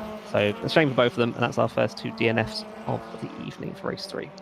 Yep, that's unfortunate. It almost looks like, as you say, moment earlier on, running across the grass, can't get the car stopped, and you just unfortunately land in front of someone effectively. It's almost what happened with Ryan Elliott in the first race. So just we can see how easy things can go wrong, just wrong place, wrong time. We've got a replay here of Cedo Wiles. What goes on here? So we've got Martha Allington fighting one of the Kings in the background. It's like 3 wide. That was being interesting. Is that going to work? Oh, the smacks into the Honda there. I think there was a little bit of contact on exit between Zach Evans and Martha Allington, sadly. So, yeah, bit of a shame there, but everyone out of that instant is still going.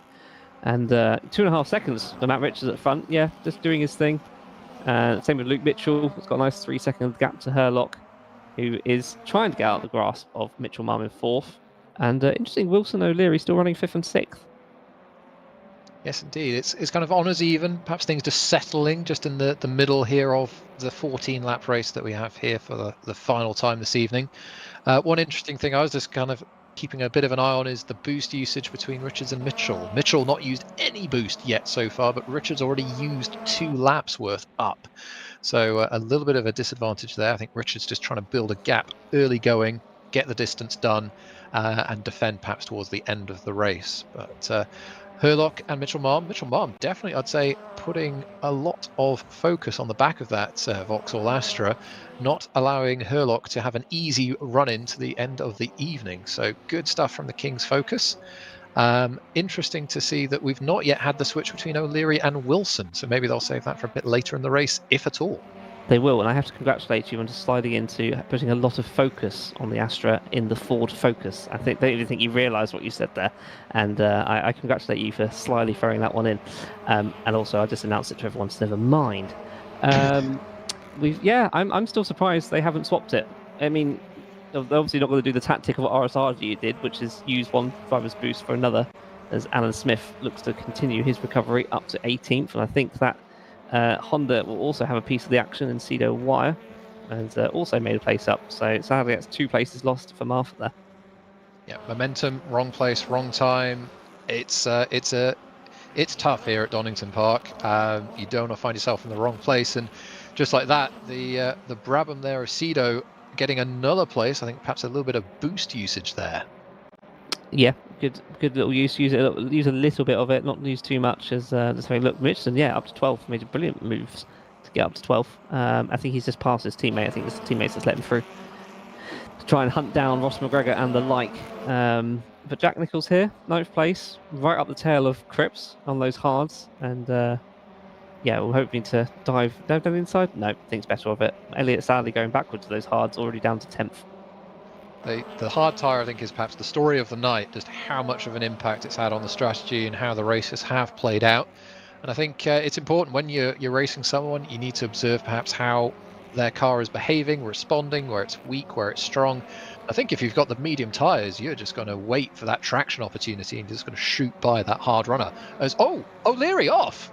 What's happened there? Well, he's gone way off. He's down to 12th, and we'll get a replay shortly of what's going to happen. But that's not part of the plan. Falling down the order, the 13th is number 14. We'll have a little look. Nope. And we'll have to get we'll get a replay shortly of what went on there. But wow, okay. Well, that changes the whole championship, doesn't it? With Herlock just about holding on to 3rd as we get a replay now.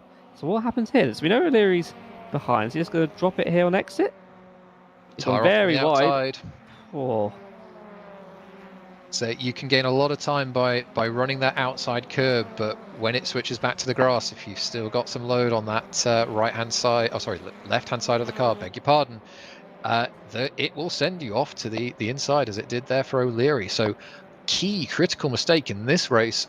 Could that have a championship bearing? We will find out, but it's going to be music to the ears of Dan Herlock, still running in 3rd place. O'Leary now down to 14th. Yes, also worth pointing out that Scott Mitchell-Marm is right on the back now of Herlock. I think using that extra lap of boost.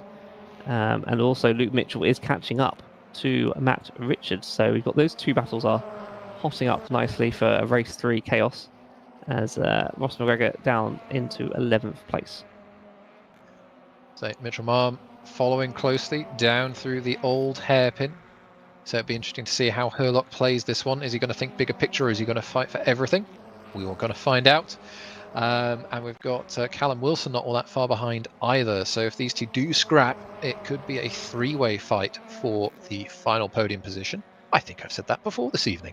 As these 3 start to concertina up, I think I saw a little bit of concertinaing up around Cripps as well. Again, that hard tyre playing out. Nicholls now ahead. Yeah, you've got Callum Cripps who's just lost a place to Jack Nicholls, and Ryan Elliott is trying to get involved as well, but obviously is also using the hard tyre.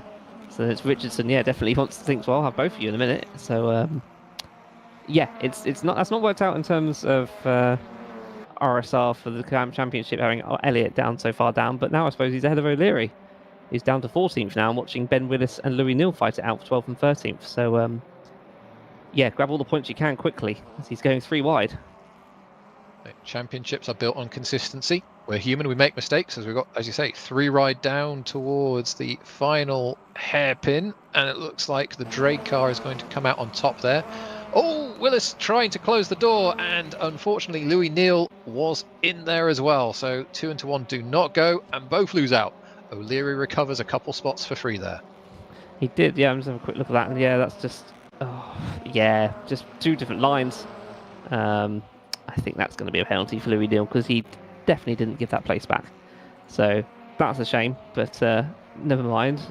One for the stewards, as we're watching here, a case of Callum Cripps and Richardson now fighting for 8th, 9th, and then Elliott there in 10th, and they're going to go side by side. Is there a little bit of boost being played here? That's position made.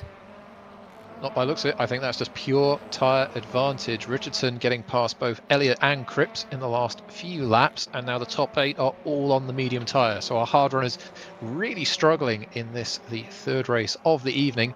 Next car to catch this trio of hard runners, being Cripps, Elliott and McGregor, is O'Leary, recovering from that moment earlier on.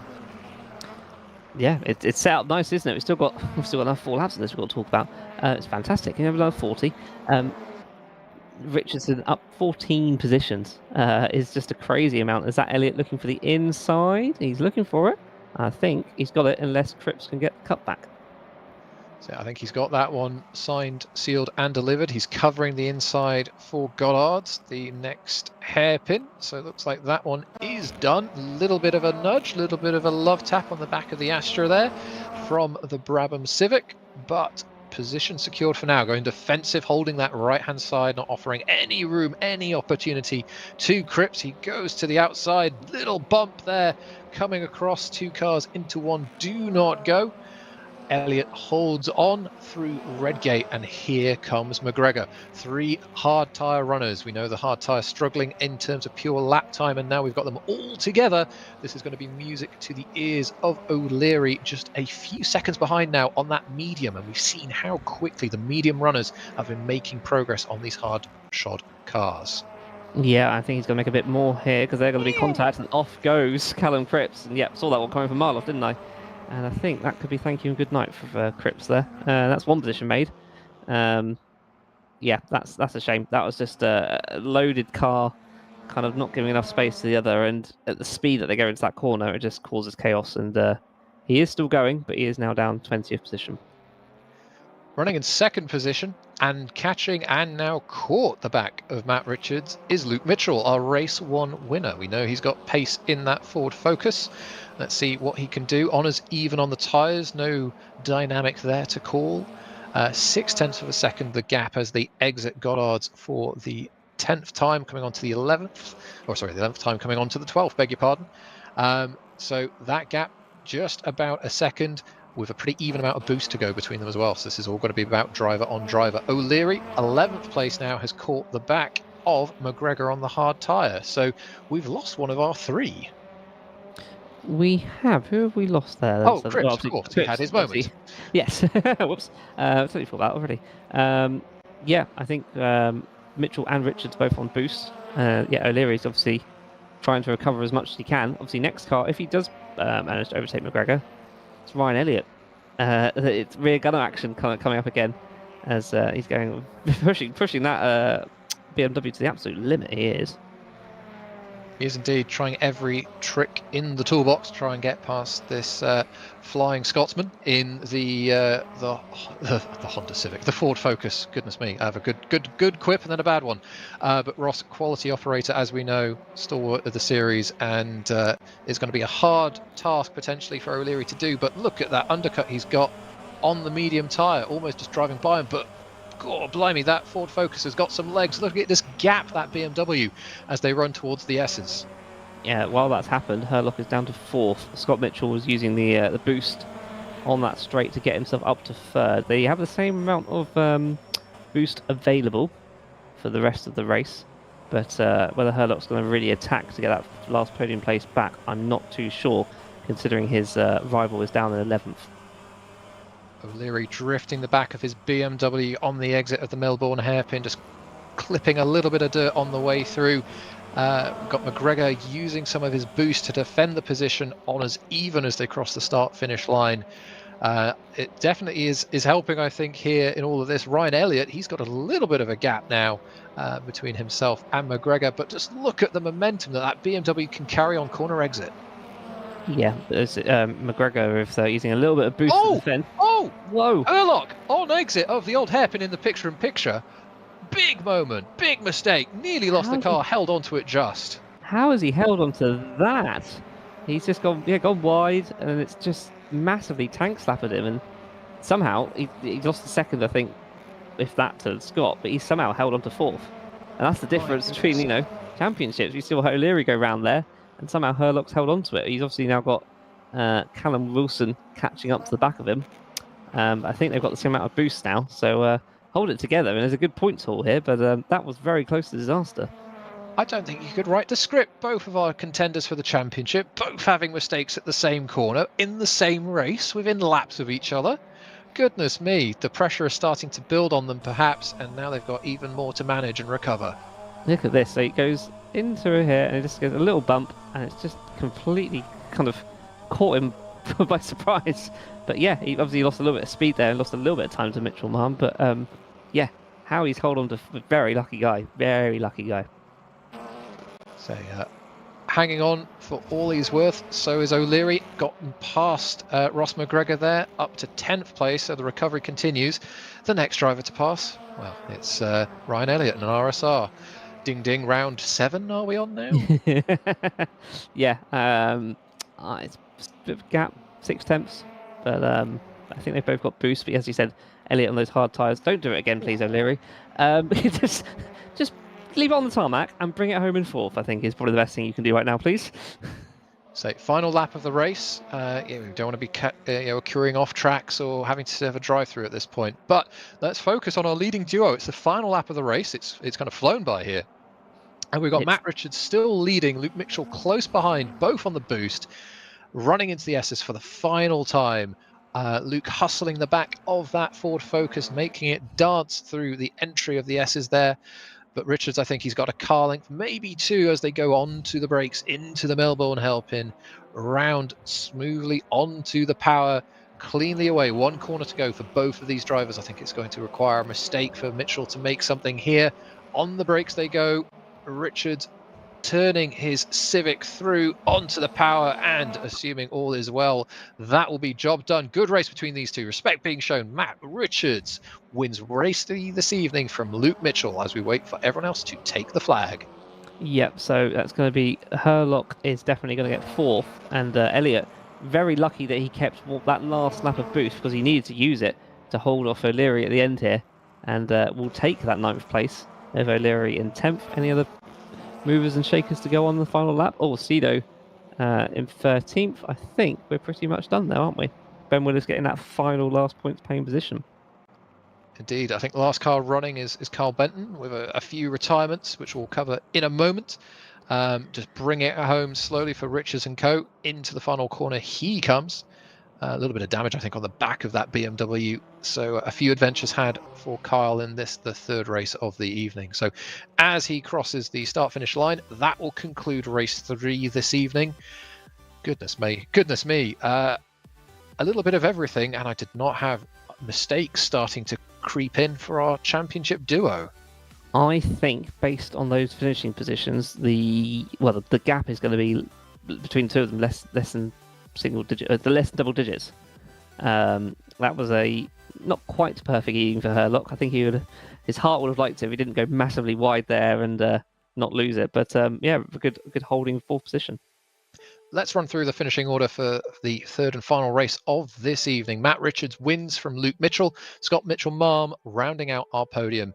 Dan Herlock with a few adventures finished in 4th from Callum Wilson. Mitch Marie, Jack Nichols, Jordan Richardson, Ryan Elliott and Thomas O'Leary close out our top 10. In 11th place, it's Ross McGregor. Nice evening for him. First one back in a while. Emil Salberg in 12th. Cedo Wire in 13th with a couple of points there from Arthur Allington in 14th. Ben Willis getting the last point in 15th. Unlucky for Simon Trebek there. Those hard tyres went from 11th to 16th.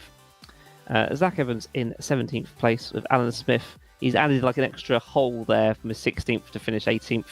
Callum Cripps in 19th. And yeah, our last finisher was Carl Benton in 20th with just 3 retirements of Louis Neal, Jordan Osborne and Fraser Hart. It's been a wild ride tonight. Our tongues have well and truly been twisted, Phil. 2 rounds to go. Anything could happen. And as you say, the championship picture just got a whole lot closer. I think it's advantage Herlock here. I think he's got a decent rear gunner in Elliott, and he's got, as we were talking about, momentum in the race, momentum in the championship, right? He's catching him, and I think Silverstone could be the opportunity to go for it and take the lead if he hasn't done already. So yes, let's just quickly recap what we now have remaining. Just 2 rounds to go. In 2 weeks' time, 22nd of October, we'll be visiting Silverstone and its national layout, which is always good for a few thrills and spills. And after that, just Brands Hatch GP to round out the season. 6 races to go. 2 protagonists perhaps, but everything absolutely still to play for. Silverstone is an interesting circuit. It's fast, couple of overtaking zones, traditionally favours, I'd say, the front wheel drive cars. But as you say, Phil, we're getting towards the end of the year. Winter is almost here. The weather could play a role. Who knows what may happen next at the home of British motorsport. And a lot of straights for that boost. So those front markers are really going to struggle on those straights, that long amount of that long straights with that boost. So that will be fun to watch in 2 weeks' time. It will indeed. So with that, I think we'll have to draw our broadcast for this evening to an end. Thank you so much for joining and watching along. Like I say, if you're interested in finding out more about VMO, give us a search, look for us on your social media platforms, join the Discord server, and you'll find a lovely community of like-minded individuals who love a good bit of racing in their spare time. So with that, thank you so much for joining us for the 3 races tonight. On behalf of myself, Phil, and Tom, our cameraman extraordinaire, thank you so much, and we'll see you in 2 weeks' time at Silverstone.